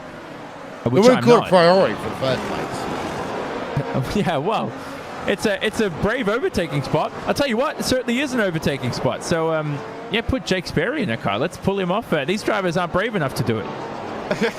No, don't put me in a vehicle. I almost have a feeling here next week 13, Jake, there's going to be RaceSpot TV commentators going head-to-head. Hugo Luis is not allowed because he's going to be streaming it. Yeah, he'll win. Because I'm a rubbish sim racing driver. But what? Paul versus us guys versus Jack versus Connery. Oh, that could be a fun race. I'm on a pad as well. One? I'm on a pad as well. Well, okay. Can we just make it IndyCar at Michigan? That's the only way I'm going to win. Yeah, pretty true. But right now, we've also got some great battles like some Pash Jurgis versus Lona versus Kazuki Umishima as well. This one, P12, 13, 14, and a wiggle there for Jurgis into the Vale. Yeah, just behind him, you've also got Yuta Saito versus Stephen Michaels. Yuta Saito in the Radicals on line number 32 machine. Stephen Michaels in the University of Isabella one positive sim racing car even as they come down into the Abbey chicane as Stephen Michaels right in the rear through that one. Stephen Michaels, underrated driver again this season. Somehow, Johnny always finds himself on a team that's mid-pack but no better. Yeah, he's been in the series for a while, hasn't he, Stephen Michaels? He's still young. It's like one of those guys who was drafted straight out of high school. He's been in the league for 10 years, and you're like, oh, he's only like 21 years old or whatever. You know, he's been in this series for a while. He's trying to find a way past Yuta Saito. Yuta's had a good start to this race. Started 24th, currently in 15th, whereas Michaels has dropped a couple of positions. So at the moment, this is a different form of a race here for these two. You know, Saito's had bad qualifying. He's emerging from the ruins, and Michael's just trying to hold on to the cliff and try not to drop any further. Well, yeah, and pit stops again here, Jake, are going to be in the next 6 laps. Sorry, so Will, go ahead, Jake. Spins. Oh! Saito spins, sorry, Will. Just as we're talking about him. Replay coming up. On board. This is Yuta Saito. And he just gets loose on the exit of Beckett's then into Chapel. 2 wheels on the grass there, Jake, and loops it around. It's so easy to dirty up the tyres, especially with the new iRacing system that you have when it comes to those dirty lines out on the grass. He just gets 2 tyres, there's dirt on those left tyres, and he's trying to go through that left-hander. The vehicle's always going to want to turn on him, and it did. So that's putting Yuta Saito back a number of positions. It happens just as quickly as that will, and you need to be on your toes at every corner, on every single lap. Okay. Greg Ahutu leads away right now by 5 tenths of a second. However, Martin Kroenke is 2 laps shorter on his tyres right now, Jake. So we are entering second round of pit stops, and this could be like Virginia about 4 years ago when they came out almost side by side. It certainly could do, Will, but I think the thing for Greg Ahutu is that he's been holding that lead, and Kroenke, yes, he got up to that gap, he got to 4 tenths of a second, but he hasn't been able to get past once more. He's got the fresher rubber, yes, but I think still Greg Ahutu's probably most likely going to come down before Martin Kroenke is, and then he's going to try and make something work. I do not foresee an example where Martin Kroenke comes down first. I think Ahutu has to come down first, and then he's got to defend. Yeah, and the thing is for Martin Kroenke is that he's going to have to go about a lap longer and hope that that lap is a lap of the gods there. I mean, of course, Johnny, we know about Bathurst and the true lap of the gods, but Silverstone has produced some fantastic laps over the year. Also, some fantastic controversies, because Michael Schumacher in 1998 won this race on pit road. Here we go. Because of a technical infringement. Yeah. That was so weird, the end of that race. It's just, yeah, that's probably somewhere on YouTube as well. That's something of the ages. I'm sure, I mean, that's how rules work sometimes. You think you've covered all the rules in the rule book, and then all of a sudden people find loopholes. That's the beauty of motorsport, by the way. There is never a single other sport in the world that I can name that find more loopholes in rules than you do in motorsport. And that's the beauty of why I love this sport. On board with Pascal Gergensen and P number 13 right now in the number 41 machine.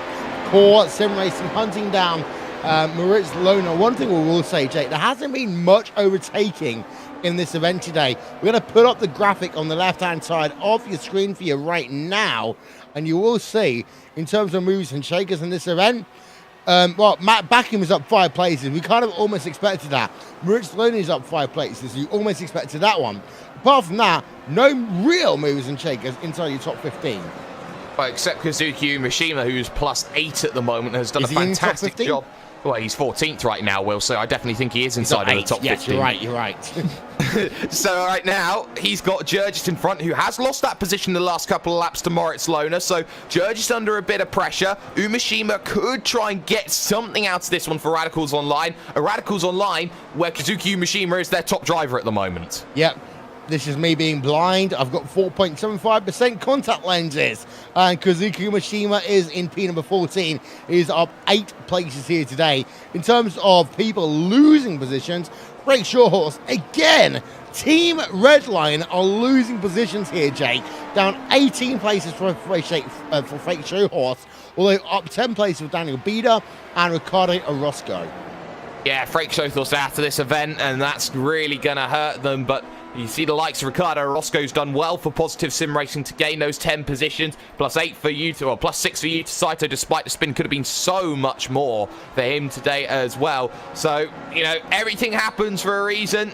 And sometimes when you get involved, you don't want things to work out in a certain way. Berriman's been very quiet as well in third, as has De Jong in fourth. But De Jong has slowly been whittling away that gap, or trying to. It stayed at around 3 seconds, Will.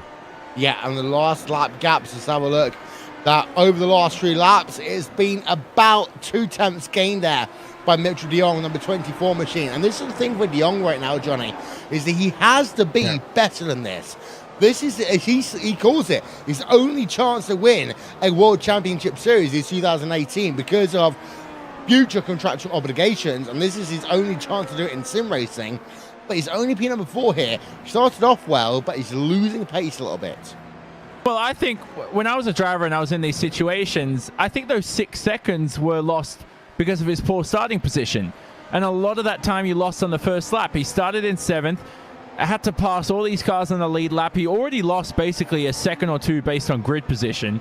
Right now, 6 seconds behind the leader at this point of the race is not too bad, and he's lapping around the same pace as them. There's going to be no safety car to drag him into the top 3. So this is a phenomenal race from de Jong, and I think if he qualified on the front row, he'd be right in it with Hutu and Kroenke right there within a second of them both. If he qualified on the front row. The thing is, he didn't. That's the thing for Mitchell de Jong. Yeah. He is down in P number 4. And the thing is, it's concerns of him and Berriman. It's going to take a lot for him to get a podium here. Berriman, actually, Apex Racing UK, continuing with him, Johnny, a fantastic season for them because we don't talk about them that much, but Peter Berriman, another Apex Racing UK driver, doing a fantastic job of getting a podium, and that team is on the up. Yeah, exactly. Apex Racing, you're doing a great job. They're working hard. Berriman sort of, I heard during the week, he's one of the quickest to get used to the car. So he's generally the first in the team who works on the setup. And that's a very good skill to have. If you can have adaptability and consistency and get that going, it really speeds up the productivity of your team throughout the season. It saves stress on other drivers, which is also important. Jensen and Ellis Jr. again close in the pit lane, wasn't that, Jake? You were reacting to that. Ellis Jr. so brave during the braking zone, and they're side by side again going into the box. Well, Marcus Jensen was just so slow, and you see Kevin Ellis Jr. just absolutely perfect with the line. It pays to practice with the line, Will, because you see yourself get into that box. You can save upwards of a second here, and a side-by-side off the pit road as well. Hello, Indy, my old friend. Because that's the whole thing we talk about the Indy 500. You've got to be quick in and out as they go side-by-side right now. As look at that one there, Mark. Kevin Ellis Jr. is ahead, but behind the gaggle of cars going on. You've got yourself Jensen, Verges, Rasmussen, all in the same zip code here. As here is Freddie Rasmussen. He's now down to the inside and past Jan Verges. Oh, that was a fantastic move there from Rasmussen. He just picked the pocket and went, I've got fresh tyres, get out of my way. I am a man on a mission, and that mission is to help Mr. Alonso in the iRacing World Championship Grand Prix Series. He's done very well, actually, to get past, but he's now got work to do. One lap only. Remember, Rogers and Backham are still yet to come in, and they're just going to be losing time more and more and more. De Jong stays out, Berryman stays out, and Rogers dives in, but Backham stays out. Yeah, on board with Rogers then, on towards pit road there, Johnny. Yeah, exactly. This is around the time you want to make that last pit stop for the two-stop runners. So definitely everybody on a two-stop at this stage. Nobody out there today, I don't think, will be three-stopping. So quick pit stops, hopefully, for the bunch. Fluke is in. Yao Vaz, who's having a tremendous race, isn't he, Yao Vaz? Moritz Lochner for Team 33 also in. Let's see how quick these pit stops are. Out and away, 4 seconds there for Josh Rogers. Back out onto track. There's two ways of regaining this, regaining himself onto the track even, and Rogers takes the easier line. There are two different options, of course, there, Jake, and that's basically more for GT cars when they're in battles with LMP ones. Yes, that's certainly true, but look at how that's held up Marcus Jensen. It's allowed Rasmussen to just close up onto the rear, and he'll be looking for an opportunity maybe down the inside on the brakes. He thought about it, but didn't quite get close enough to make that move, as Jensen did very well. Having Josh Rogers there is a little bit of backup and security, but crucially enough, Kevin Ellis Jr. has jumped the train, and he's deciding, you know what, it's time to go for the pot of gold at the end. Okay, let's talk about FA Racing GT Logitech G for a moment here, Jake. P number 10? That's not what they're looking for, is it? No, it's not, but Martin Kroenke, more importantly, is down on the lane and down early, looking to get the undercut. He only went, I think, about 18 laps on this set of tyres, and he's going to have to go 22 on this one. Martin Kroenke has forced Gregor Hutu's hand. Hutu's got to come in. De Jong has stayed out. Berryman's come in with. Yep, so Kroenke is out. Thing is, of course, Kroenke had a shorter middle stint then, so this might still help out Gregor Hutu a little bit. Hutu, though, does have to come on towards pit road this time by, realistically, Johnny, if Hutu is going to keep the race lead. He has to. I think Kroenke's proven that on fresher rubber, it's almost impossible to overtake today. And so Hutu now, he comes through the Abbey chicane, under the bridge, has to make sure he pushes now. This is where you're going to use as much of the tire grip as you have left. Don't overdo it. Through Priory, whatever. Priory. Now through Brooklands, Priory. Comes through the final couple of corners. Let's see if he pits here. Through Luffield, he has to make sure he takes it tighter line. Don't go too wide, and then on the throttle hard. Perfect timing for Hutu. This is going to be a tight battle. This is essentially for half a hand on the trophy. Well, he's on towards pit road. Let's listen in. 47 miles an hour. 45 miles an hour then, as he's down to pit road speed. Here he is. 4 seconds is what he needs. 4.4. That's long there for Gregor Hutu. Where is Martin Kroenke? Kroenke may well be ahead. He is ahead. Hutu down into second place here as Kroenke has the race lead there, Jake. Yes, he does, but not net at the moment. Remember, Mitchell de Jong has stayed out still and has to come down in. He'll go for the big overcut then for his final stint and get past as many drivers as possible. For Gregor Hutu, he's got to do exactly the same thing that he did at Watkins Glen. This is a mirrored stint, really, Will. The fact that he's behind a Coanda vehicle with not many laps left to go in the event, and he's got the fresher rubber. This could be another four-corner situation. Well, we're on board right now with Mitchell de Jong, lap number 40 or 60 here in the iRacing World Championship Grand Prix Series. And Johnny, he should be on towards pit road this time by. Talk us through it. Here he comes now. It's going to make sure he's ready for it. Don't want to miss your box either. Are you ready for it? Is he going to go for it? That's the thing. Oh. No, he Another lap. So this is interesting now. He'll have fresh rubber for the last stint, but he had a gap, didn't he? To, I think it was Kevin Ellis Jr. And I think now he's using that gap to drop back a little bit. And if he's quicker than Berryman, the time lost here may be worth it if he starts to reel him in and catch him. He may be a little bit quicker, but look at the oversteer and all the troubles and issues through the Maggots and Beckett section, then through Chapel. He's got to make sure now he pits before the tyres drop off a little bit more. Yep, so this is the driver of Mitchell de Jong then. Lap number 41 or 60 here at Silverstone in the VRS car as he heads himself down towards Club Corner underneath the Abbey Bridge. Abbey is a bank, of course, no longer exists. That is Santander. Well, I'm going to give you one opportunity to change your mind, Jake. Who's going to win this race? Oh, you're giving me an opportunity to change right now, but if Kroenke and Hutu get together, and we've seen how Hutu's got together with vehicles in the past, it could still very well be Peter Berryman, Will. I'm going to be bold and stay with my pick. Donny? Can I change? I'm going to go with... It's obviously going to be Kroenke or Hutu. And look, we're just putting one eye on de Jong here to see if he pits. By the way, Kroenke has 1.4 second advantage over Hutu, and de Jong stays out for another lap. Well, de Jong stays out for another lap, so let's leave that to the side. I want to see Hutu's lap times now. Last lap round, or this lap round when he comes across. How much quicker is he in comparison to Kroenke? Does he have the extra grip? I think he may have gained a tenth or two here on Martin, but can he get past? That's the Murray Walker question that's coming into play. 2.5 tenths slower. Well, we're on board right now with Mac Backham in that number 16 machine, hunting down Joshua Rogers. Jake, let's put a lap on board of him. Talk us through it.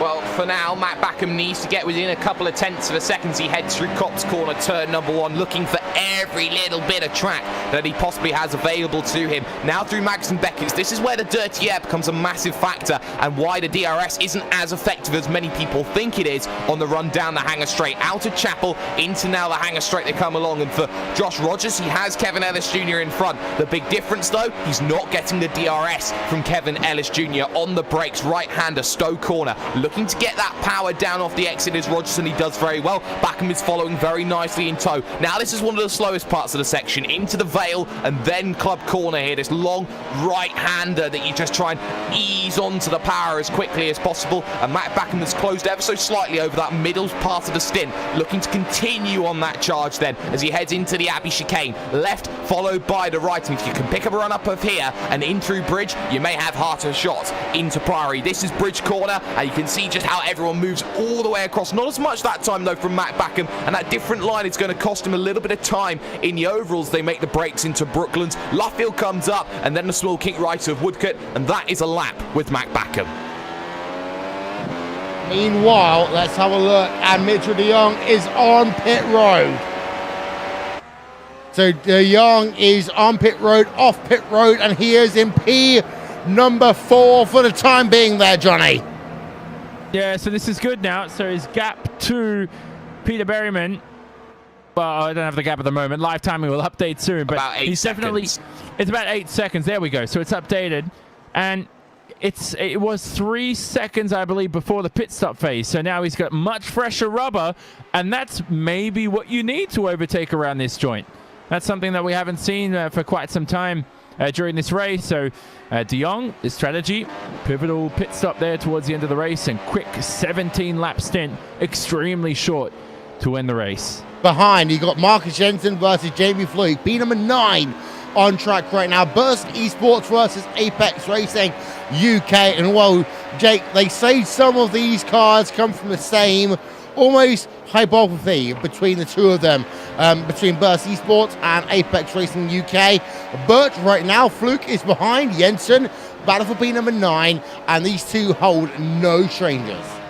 They are no strangers to each other, and Marcus Jensen, the young 17-year-old, against Jamie Fluke, the Irishman, the Northern Irishman, shall I say, as he looks to now try and find his way through. The big difference, though, there's a certain Mr. Freddie Rasmussen that isn't breaking away, that's giving Marcus Jensen that opportunity just to hold station. I think that's the biggest trouble that drivers have found today. Whenever they've gone to make that move, they've had a vehicle in front because there hasn't been that much differentiation in terms of times. You still got your top 10 split, Will, by 18 seconds out on circuit. That's remarkable.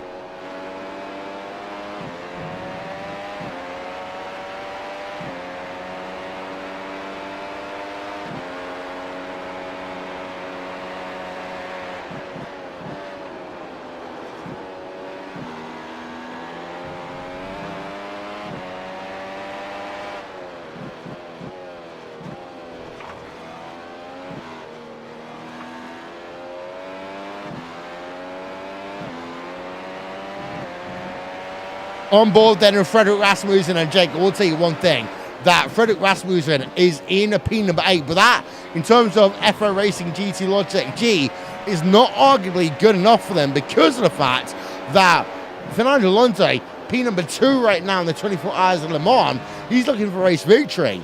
In terms of his esports team, he was looking for the same, and they've not delivered so far. It looks more McLaren of 2014 at the moment than it does of, say, Fernando Alonso in the 24 Hours of Le Mans at the moment. And for Rasmussen, you got to remember as well, Will, he's on the oldest tyres of anybody out on track at the moment. He's going to be falling backwards into the clutches of Jensen and Fluke if he's not careful, because he decided to go for that undercut, to gain the track position. He didn't get as much as he wanted. Matt Backham stayed ahead, but you're now seeing how Rasmussen's 23.7s are falling away from the 23.5s that you see from Matt Backham as the 23.7s continue from Fluke and Jensen. Johnny, I wish I was. I'd make more money. As you've got Jamie Fluke right now looking behind Marcus Jensen. Burst Esports, Apex Racing UK, separated by a third of a second then with 15 to go.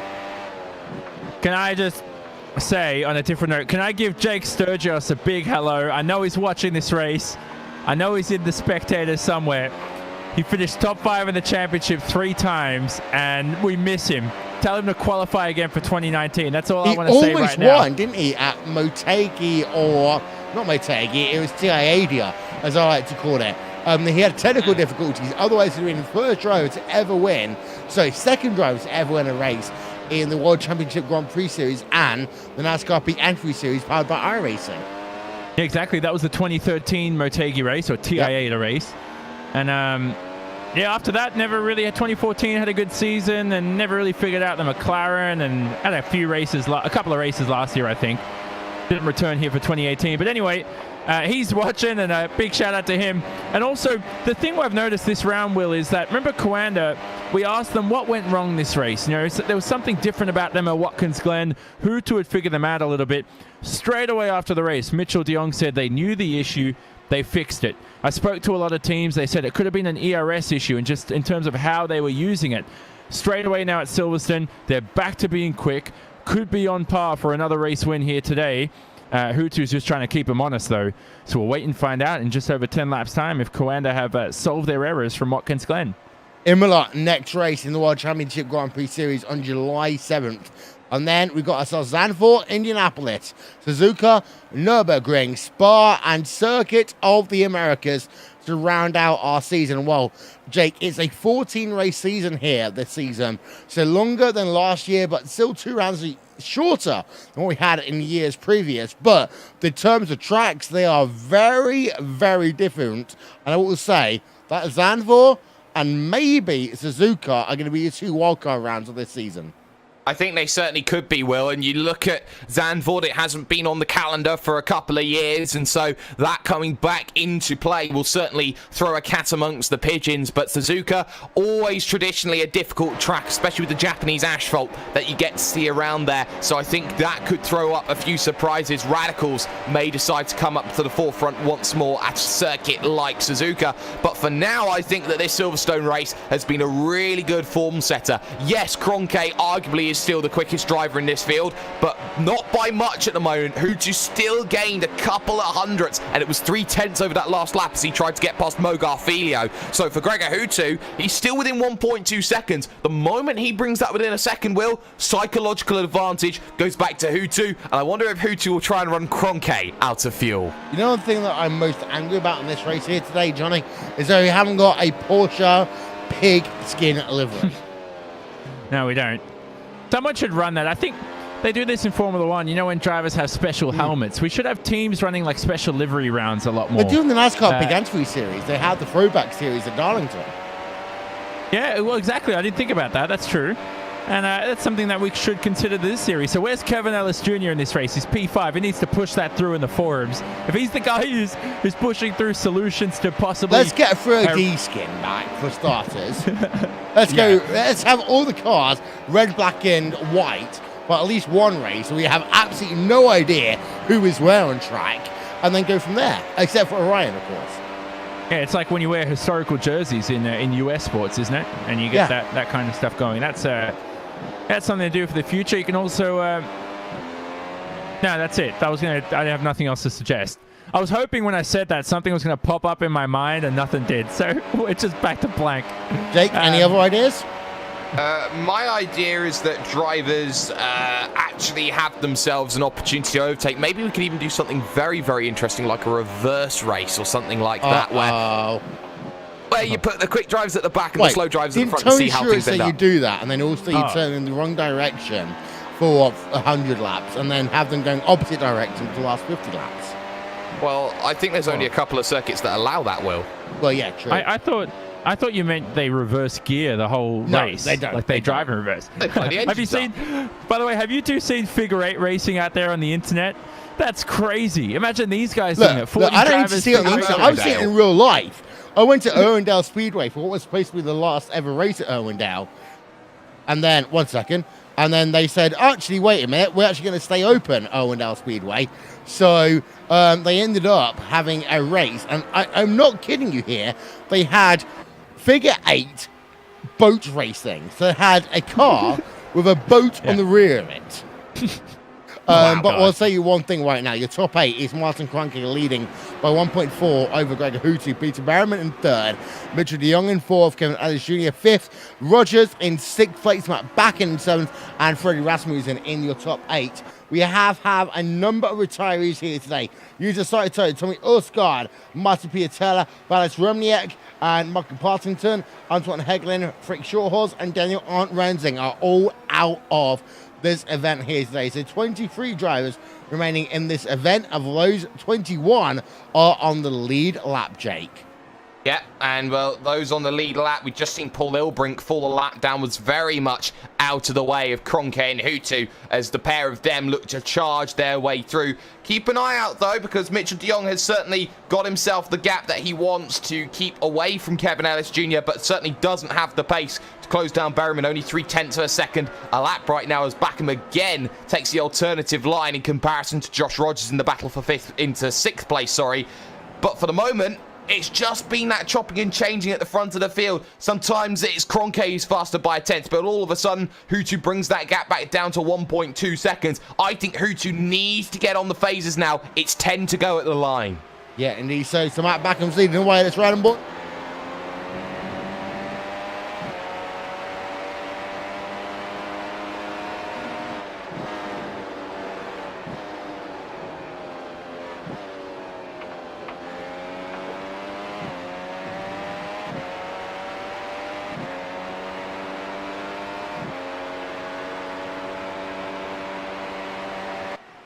Well, that is Backham then trying to close up to the rear of Josh Rogers.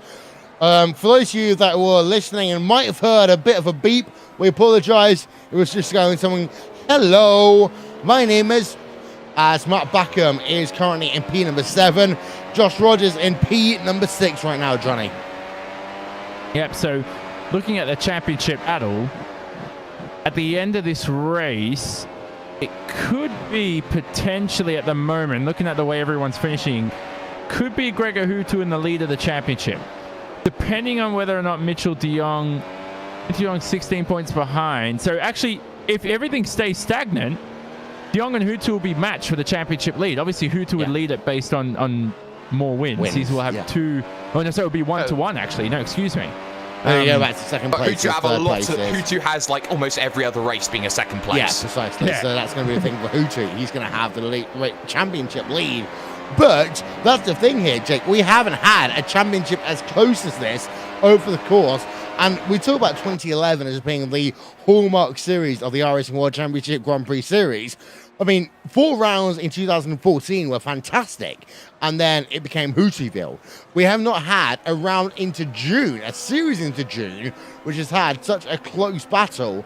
And the thing is, though, de Jong, this is a series that he wants to win because, in his opinion, is his only chance. But Kroenke, this is a series that he hasn't got the time to really put into. And for Houtu, this could well be his swan song. This could be the time that I finally get to never say Houtu is a 5-time world champion. For as long as I've been in sim racing, Gregor Houtu has always been a 5-time world champion. So for me, that would say that I've actually seen Gregor Houtu win a world championship in my sim racing career. But for now, Mitchell de Jong knows what he needs to do. He needs to get results. It's not happened today, but we know that he can bounce back very, very well. We know that for Martin Kroenke, he has been fighting from the back foot ever since Monza, and he's looking now to try and make sure that he is there in the championship. The only way he can do that is if he beats the man behind him every single time. That gap has suddenly crept up, though, to 2.2 seconds. A horror lap from Gregor Huttu, a 1:24 flat. Yeah, de Jong's also catching up to the rear of Peter Bergman. The gap is currently 4.6 seconds. However, de Jong was closing until very, very recently. Don't forget here on the iRacing World Championship Grand Prix Series, catch the race recap on the Sim Racing Observer after this event, and also check out the Simone Racing Report for news, interviews, and analysis with all your favorite drivers in the world of iRacing. And coming soon, the RaceBot TV podcast, which will have nothing to do with anything apart from just having fun and talking complete and utter nonsense for a period of time that is yet to be determined. Mitchell de Jong then is running himself in P number 4, losing time all of a sudden to Peter Bergman then. And well, Johnny, that is what we thought might have been a battle at the end of the race, but not happening just yet. Oh, but have a look at Backham. He had a big look at Josh Rogers at Priory, and right there, they live another day. It reminded me of Schottor's attempt on lap 1. I think it was on Jamie Fluke. I might have got that wrong, but that ended Schottor's race. Or maybe he just ended his own. Who knows? And they come here to cop. So Backham's looking really quick. Jamie Fluke's looking really quick on Marcus Jensen. Jensen's right behind Freddie Rasmussen as well. But you talk about de Jong, Will, he's looking close too. So good little scraps here to win the race. Yeah, as we go then towards less than 10 to go, lap number 53 of 60. I'll tell you one thing, Jake. Right now, I'm looking as though I want to put the 60 kilometers to go graphic on screen. I think you certainly do want to put the many kilometers to go on screen, but for the moment, it has been one of those races which has been maybe a lot calmer than people have thought it would be. It has been a lot of waiting for the right moment to strike, and I think a few drivers maybe have been a little bit tentative on when that right moment is. For example, Jamie Fluke has been stuck for at least the last 10 laps behind Marcus Jensen, if not a little bit more. And for Jamie Fluke, 10th position when he's looking to try and battle it out with Berryman to be the #1 driver in Apex. 10th compared to 3rd, that's not where Jamie Fluke wants to be, but it has been an okay run from him. 9th back to 10th. Yeah, and Fluke there running in that P number 10 position. Marcus Jensen just ahead of him in that Burst Esports car. And Freddie Rasmussen is still in hunt as well. We might see a couple of big position changes in the last few laps here, Johnny, but we will say this has been not the most boring race of the season, but the more predictable race of the season. Yeah, I mean, I don't want to say it's boring too much. It's been tight battles, lack of overtaking. It depends what you look for in a race, you know. Every time there's lack of on-track action in a race, I look at strategies, I look at high IQ driving, defensive driving, that kind of stuff. So, you know, all the stuff we discuss. By the way, I still have to say, I had no idea we're doing a RaceBot TV podcast. I heard about that for the first time. That's okay. I thought about it about 2 hours ago. Well, it's something I'm looking forward to. And can I also say, actually, the Simone Racing Report podcast, there is a very interesting one coming out possibly 2 or 3 days into the future. Subscribe and stay tuned. It's going to be a great one. One of the best ones I think we've ever had. Interesting. Well, we should have had you on after Indianapolis, the Indy 500. Well, yeah, true. I fell asleep almost during the Indy 500 because it's not the sort of Indy 500 race we've had over the last 5 years. Let's be honest with that one. But this is not the point to talk about that race. This is the point to talk about the iRacing World Championship Grand Prix Series. We are on board with Gregor Huttu, Mr. 5-time. And, well, he has gained, get this, over the last 3 laps here, Jake, a total of 1/10 of a second. Amazing, but that's not going to be good enough for Gregor Huttu. Delightful. Well, it's delightful and wonderful. Yes, it is Matt Hardy talk, yes. But I think for Gregor Huttu, he knows that if he stays in second position right now with Kroenke behind him in the championship, he is still gaining points on his rivals in front, being Matt Backham and Mitchell de Jong. I think this is still where Gregor Huttu wants to be. Yes, it will be Martin Kroenke's 3rd win of the season, but for Gregor Huttu, he knows that if he just sits here and takes another second place, he's still gaining those points that are so vital for him, those 90 points which he needs so massively to keep on pushing in the championship. And also the thing for going to Hutu here, Johnny, is who is he fighting? Is it Kroenke or is it De Jong? Well, yeah, it depends on the context. So this race, definitely Martin. De Jong had a good season, but if Kroenke, if things went his way, if he didn't have that DNF at Monza, if he didn't have the technical troubles, he should have won the race at Montreal. Kroenke's definitely been the best driver this season, if you have to look at it in a sort of power ranking form. So right now, he definitely has to fight Kroenke. And the problem with Hutu is when it came to that strategy in the pit stop, he's in front. Kroenke is within a second of him. It's damned if you do, damned if you don't. If you enter the pit lane, you pit too early, you've got more used tires over that last stint. But I think that was probably the best way to do it. I think when Hutu came up to that lap 37 or 39, whenever Kroenke pitted, he should have just said, I'm going to pit now. I'm not waiting for Martin. Martin, have all the clean air you want. I'm going to extract these clear tires and these clean tires, and stayed in front. But as I said, it's not something that you want to be down about if you're Team Redline. That's a tough position you're in the lead with a driver hugging your gearbox right behind.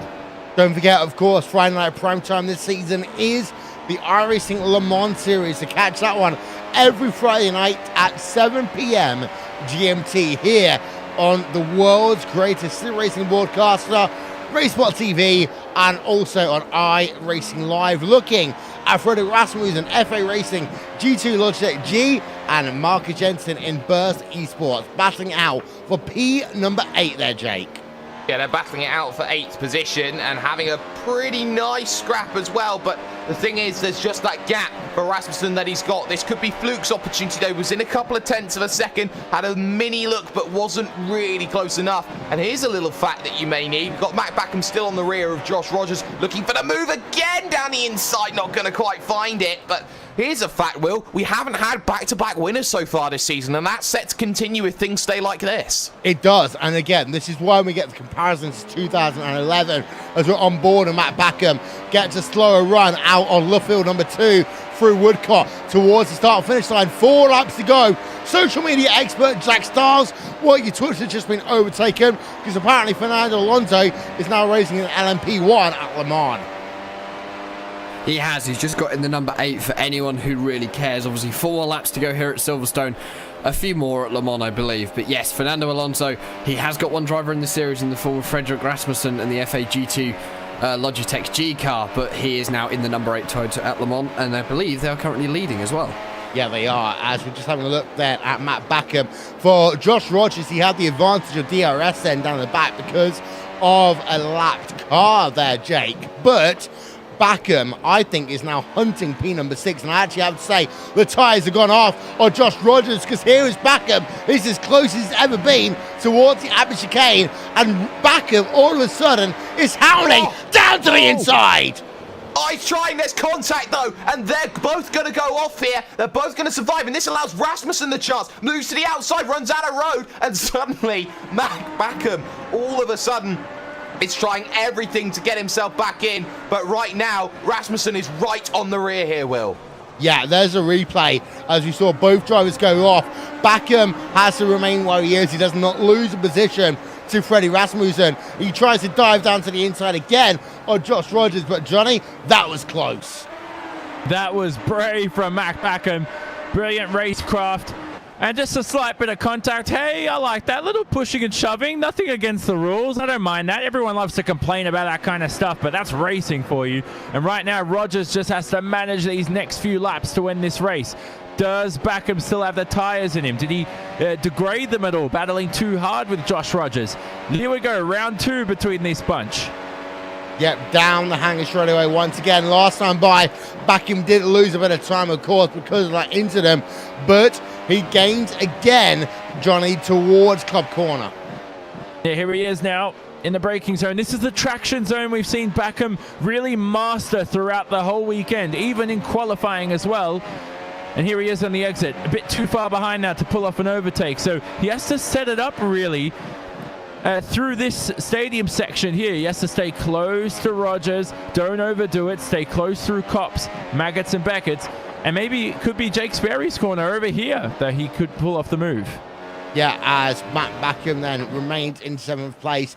It is still Kroenke leading the way with a lap and 2/3 to go, though, however. The gap between himself there, Jake, and Gregor Hutu is 2 seconds on track. And it looks as though that Kroenke has worked strategy to his advantage today. He certainly has, and Martin Kroenke has played that strategy game better than anybody else. He is one of the geniuses of sim racing, and I don't say that very lightly. He knows things that I would never have any clue of trying to understand, and well, Martin Kroenke has proven that his knowledge is superior once more again today. Back though to Josh Rogers, a slight wiggle coming though out of Chapel. Here's the chance for Backham on the run to Stowe. Yeah, here they come once again. The DRS flap is wide open to the outside. Then will come the driver of Matt Backham. Not able to do it just yet as they now come towards Club Corner. Can he dive to the inside? No. Backham, in fact, loses the position to Freddie Rasmussen. Replay of that one coming up for you. Johnny took us through it. Oh, he just lost it on the exit. He had no traction, and they're still going to battle. So we'll follow the replay through all the way down to Abbey, because right now live, he's alongside Freddie Rasmussen. He's trying the outside line. He's actually pulled off the overtake. Incredible move by Matt Backham. And here comes Jensen.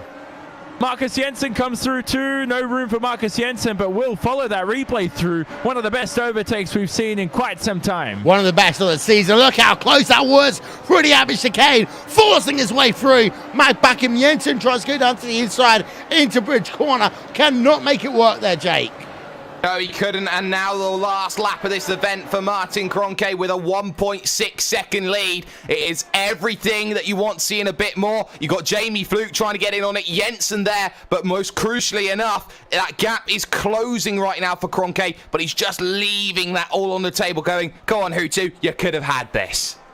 2 years ago, this is when we picked up the voices and say, have you ever indeed? Because Martin Kroenke stole the race victory away from Gregor Hutu. Right now, the gap is 1.5 seconds as they work themselves now through Bridge Corner in towards the stadium complex. You can see the rubbered in track. You can see how Kawanda, after losing their streak last time out, have bounced back through Loffield for the final 2 corners.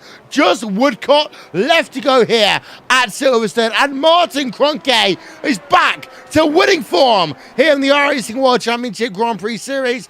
Martin Kroenke is your winner after claiming position here, and what a drive by Martin Kroenke. He gets himself the race victory by over 1.4 seconds almost over Gregor Hutu. Peter Berman in the 3rd position. Mitchell de Jong in 4th place. Kevin Ellis Jr. rounds out your top 5 with Josh Rogers, Matt Backham, Freddie Rasmussen, Marcus Jensen, Jamie Fluke, and Kazuki Umeshima then rounding out your top 11 drivers. But, well, we saw some fantastic racing at the end of this one, Jake, but Martin Kroenke is your winner. Martin Kroenke most certainly is your winner, and here's something that's a little bit sad to see right now, and that is Ilkka Haapala, I believe, out of fuel on the final lap, and he's got 1:15 to get to the line, or he is going to be classed as 1 lap down. I think that's not what Ilkka Haapala wants, down to just 80 kilometers an hour as he now looks to try and get himself through. This is going to be a long, long wait. Yeah, this is always a bad thing then for a driver running out of fuel. Of course, these drivers have 100 kilograms of fuel to the entire race distance here, Johnny. And the Ilkka Haapala and the Orion race team, they have, of course, been stalwarts in this series since race number 1. And for Haapala, this is just one of these days when things does not go down to plan. Yeah, you always want to push to the limit, though, and I love that in him. Ilkka Haapala, veteran of the series, has to let through a couple of cars here behind. Or is that Kroenke and Hutu going through? Oh, my God. The leader's going past him. He's still racing. Get out of the way, guys. He's going to make it, though. Yeah, because, of course, the fact that he's been passed before the start-finish line, after the start-finish line even, Haapala will still be able to be classified on the lead lap. It doesn't mean much there, Johnny, but it's still a couple of points, and that is what's important, as he's now through. I've never seen that in my life, and he crosses the line. Well done to him. I've never seen the leaders who have finished the race past cars who are still racing ever in any motorsport series or esports series ever. That's remarkable. That's something I'm going to remember for a long time. But congrats to Martin Kroenke, back to the race winner. Thrilling win for him. Returns to victory lane, top step of the podium, whatever you want to call it. And that, for him, is his third win of the season. He now has won the most races this season out of all the drivers on the grid. Yep. So let's have a look then through your finishing race results here from Silverstone.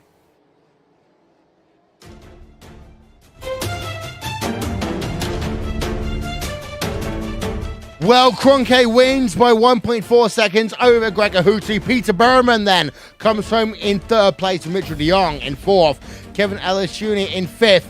Sixth place will be Josh Rogers, Matt Backham, Freddie Rasmussen, Marcus Jensen, and Jamie Fluke rounds out your top 10 here this afternoon. And what that means is that we have got ourselves Martin Kroenke for VOS Car and Sim Sports, Redline in second, Apex Racing UK in third and fifth and 10th here today. But it's still also about the fact that Coanda have started a new streak. They lost it out here at Watkins Glen, but now they are back on top of the winners rostrum. Yalvaz, P number 11. Radicals Online, Kazuki Umashima 12th. Paskurgis 13th. Moritz Lohner 14th. Stephen Michaels 15th.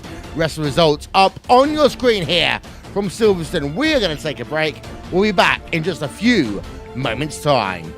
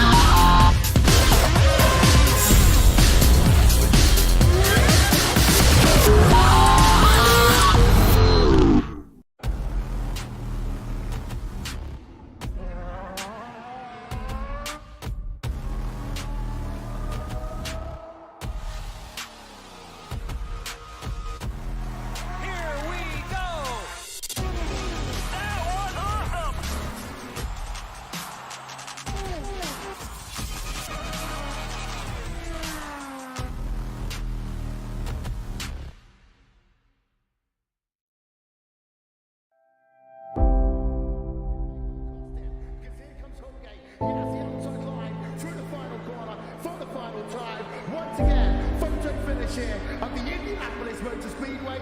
Will it be Tim Hogan? It's going to be Christopher DeMary at the line.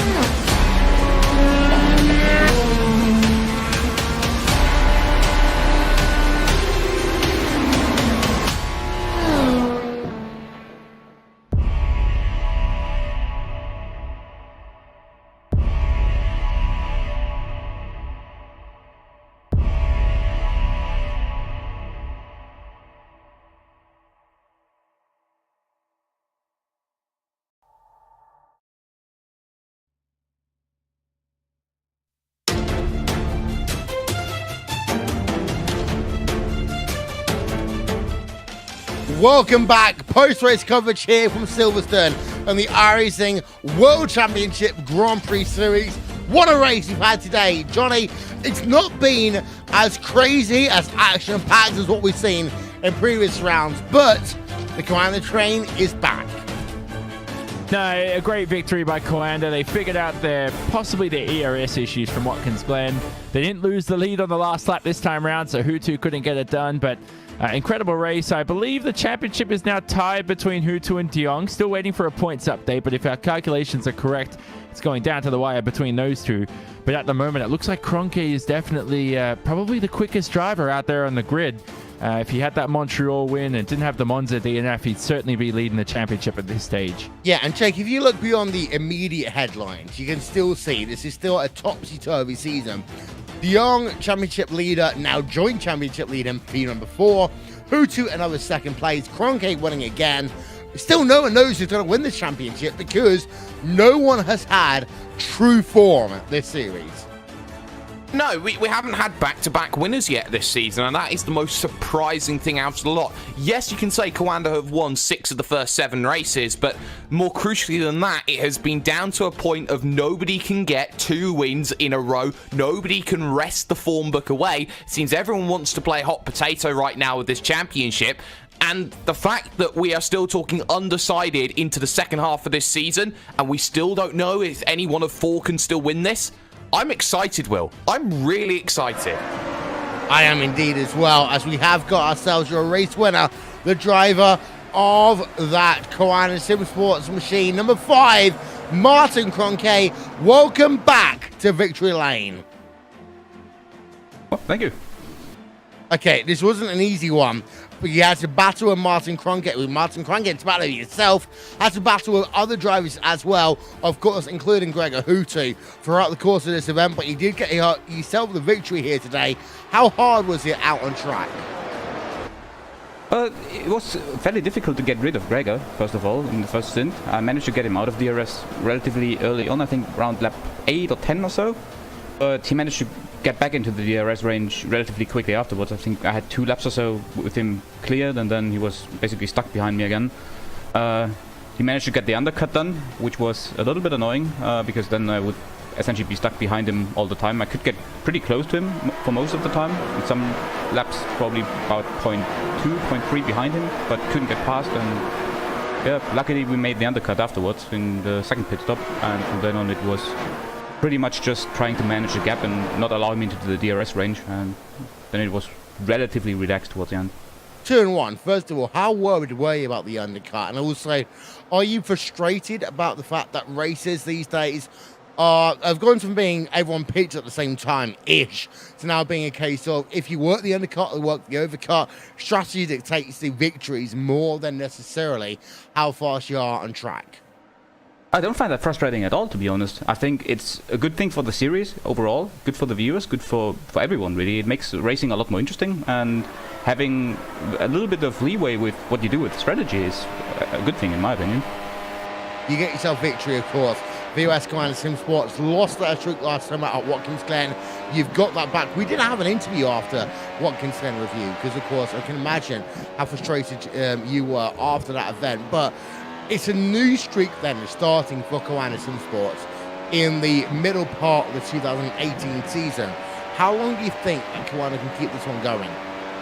Oh, tough to say. I mean, we haven't had back-to-back winners yet, as you just mentioned, and I think the season is, and the performances on track are a lot closer than it was last year, and maybe towards the end of 2016. So I have no idea. Hopefully for a long time, hopefully a couple of years, but realistically, I can't tell.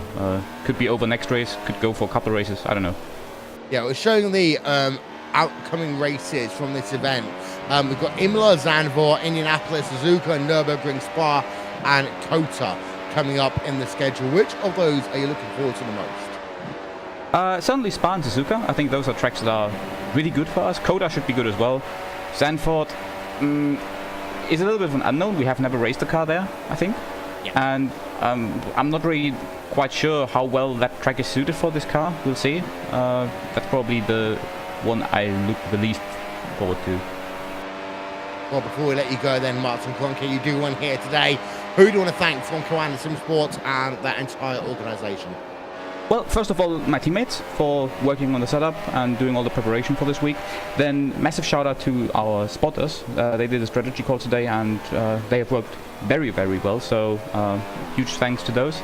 Then also thanks to our sponsors. First of all to Virtual Racing School, to Huizinveld, N1 Design, SimQuip, Joel Real Timing, and also thanks to you guys. Well, thank you very much there. And that is Martin Kroenke coming home with a victory here today. And we'll see one thing here, Jake. Like, Koana Sim Sports are back on a streak, but it's not one that seems as if it's going to be certain heading into the next round of championships. We heard there, Martin Kroenke saying Zandvoort might be one of those, throw it away tracks. But there's also Indianapolis. I think that actually Redline going to be better than them at that track. And also Apex. If you want to have a race in for Apex, Indianapolis is your next best bet. You have to also remember, Will, the fact that when The Undertaker had his massive streak, nobody really talked about that streak for about 10, 12 WrestleManias. So I don't think that having a streak is something you brag about straight away. It's something that you build. It's a stature over time. And talking about a streak early on, I have never known a streak of one be so heralded and so celebrated.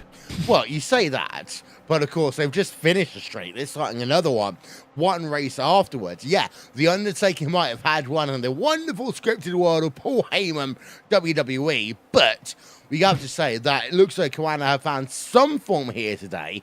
I say some form because Backham only came home in P number 7, De Jong only in P number 4, Jake. Well, yeah, they have had issues today. I think Mitchell de Jong and Matt Backham did not have the qualifying runs that they were supposed to have, and I think that they could have done a lot better with the tools at their disposal. But that goes to show you just how important qualifying is. They were only 0.2 of a second off of the fastest times in qualifying. Now, you go into Formula 1 in the real world, 0.2 of a second, that's enough for third place. In this series, that may not be good enough for the top 10. This is so much more difficult, so much more challenging to get the results that you want. And you have to be on your game at every single circuit. And right now, Mac doesn't have qualifying. Mitchell's got to step up for his championship as well. Yeah, indeed. Sorry. So we're going to head down into the bronze medal position here today. The Berman can talk to one of us, but only to Johnny Simone. He is the number 69 driver of Peter Berryman, who has had a brilliant race. I have to say, Peter, incredible pace. Only 8 seconds off victory. This is one of your best races probably of all time in this series. Yeah, 4/10 closer than last week, so yeah, slowly getting there, 10th by 10th. I have to say as well, De Jong closing in at the end of the race, did that concern you at all? Because now this is a run of 2 podiums in a row for you. Did you think that that was going to be broken at any chance? At the start of the race, I was pretty confident that I could score 4th. I mean, usually the top 3 guys are the same top 3 guys all the time, so I was pretty satisfied if I had 4th, but yeah, I felt confident that I could hold Mitchell off just at the pace we were going, hitting at the same lap. So I guess he obviously decided to try something different with the strategy, and I've seen him going very, very long. So yeah, when he came out after the pits, I knew he needed, I think my spotter said, roughly half a second a lap, I think, and yeah, lap by lap, it was sort of half a second a lap continuously, so I knew it was going to be super close at the end. It definitely scared me how close he was getting, but I was pretty confident, you know, once he hit the dirty air, it would be quite tough to pass, even when he did catch up to me. So, yeah, super pleased with that. I have to say, your start, though, from both yourself and Kevin Ellis Jr., too, were very poor. Kevin had a lot more wheel spin than you, but you just bogged down. You just didn't seem to get off the line at all. Any issues with that? Yeah, just my left foot, I guess. I mean, I didn't even know it was that bad a start because I didn't even see anybody go past me, so I just assumed it was okay. But yeah, I guess if you guys have seen it, then yeah, it's just all my left foot, I guess. Just my mistake. That's all it is. And also Imola coming up next. This is a racetrack. Are you quite familiar with Imola? Is it a racetrack you go well at? How good are your chances over there? Yeah, no idea. I think I've done one WCS race and maybe an IGPS race at some point. So yeah, I haven't been around that track in a long time, so haven't a clue. No idea. Well, Will, he finished there 7th a couple of years ago in his rookie season. He's looking to possibly continue his streak of podiums to 3 in a row in just a few weeks' time. But let's see if he can do it. That's Peter Berryman, who finished on the podium. Yeah, from the Apex Radical Apex Racing UK organization. P number 4 is the driver of Mitchell de Jong, stood by with Jake Sperry. Mitchell, I did say just a couple of minutes ago that probably you needed to step up in terms of that qualifying performance. Was that something that you weren't expecting today? No, I think I expected that result, given how the lap was. I pretty much lost 2/10 exactly, exiting one of the low-speed chicanes before going to the bridge. Just got a little bit of wheel spin, and there goes 2/10. Obviously, a little bit of hundredths here and there on some other corners, so it was just one mistake, and really affected, I would say, the race quite a bit for me. How difficult has overtaking been today then at Silverstone? We've seen how a lot of drivers, not just in your team but in other teams as well, have struggled to make those positions. Do you feel that today that making positions was always going to be difficult, such was that you went so long for that second stop? I think it was quite expected that would be this difficult. I didn't really have to deal with that too much.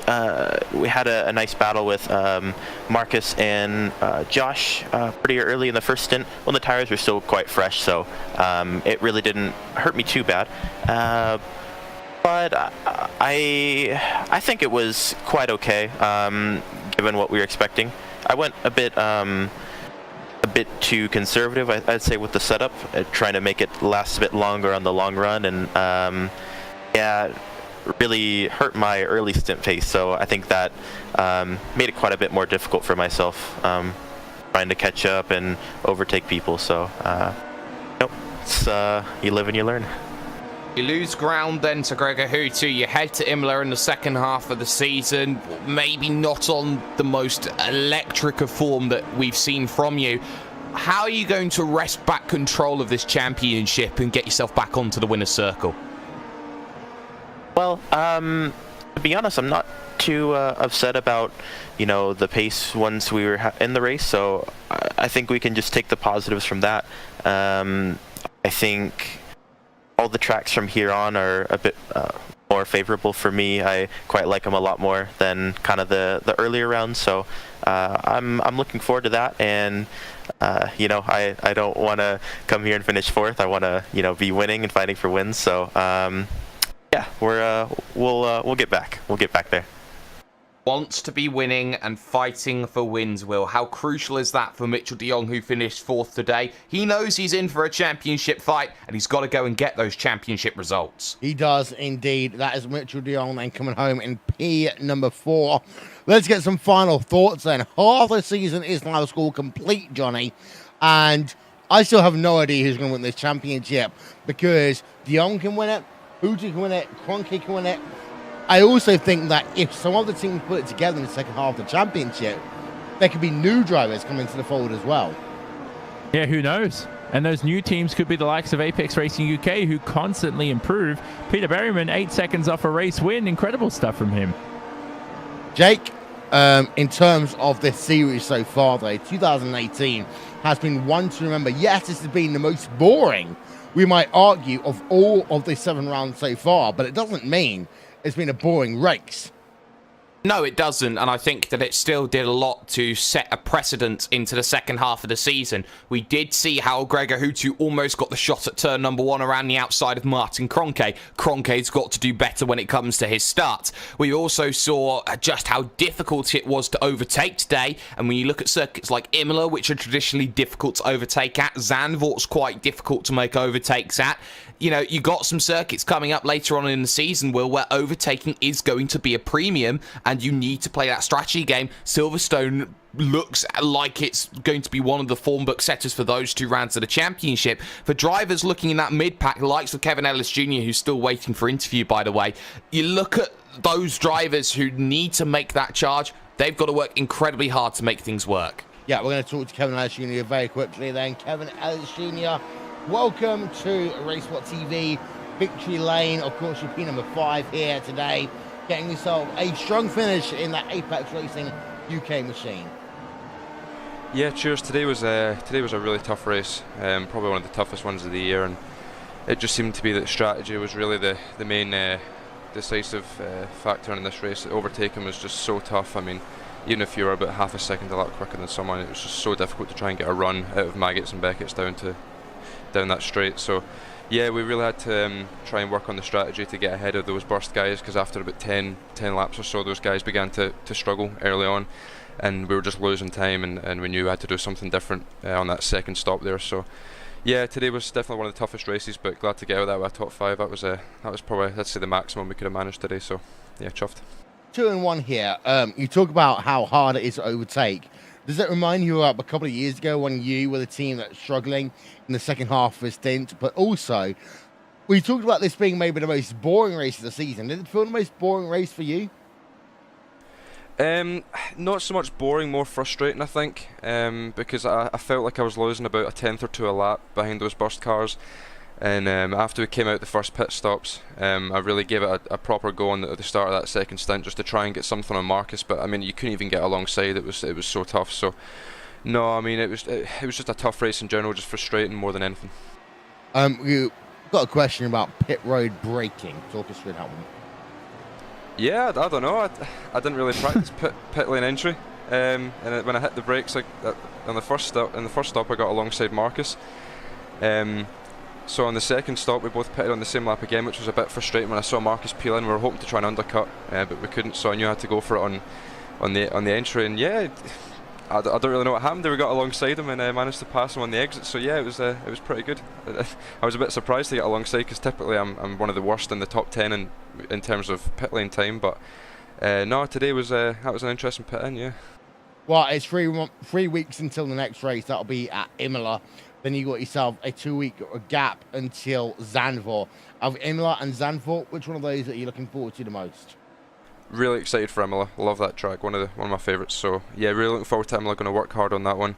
Zandvoort, have no clue. Have not got an idea on what to expect. The only thing I'd say that we know for certain is there's not going to be much overtaking.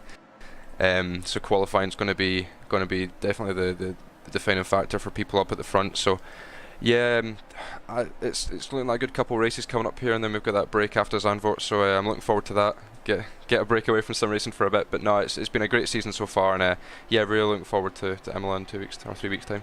That is Kevin Ellis Jr. for Apex Racing UK, and that, ladies and gentlemen, is all we have time for here this afternoon. Thank you very much to our partners, Isman Bala, TrackCam22.com, Andreas Warner and One Design, Simon Grossman, Aptioneering.com, Nick Thisson for RaceWhat TV, live timing and scoring. Well, it is Martin Kroenke who wins here today at Silverstone.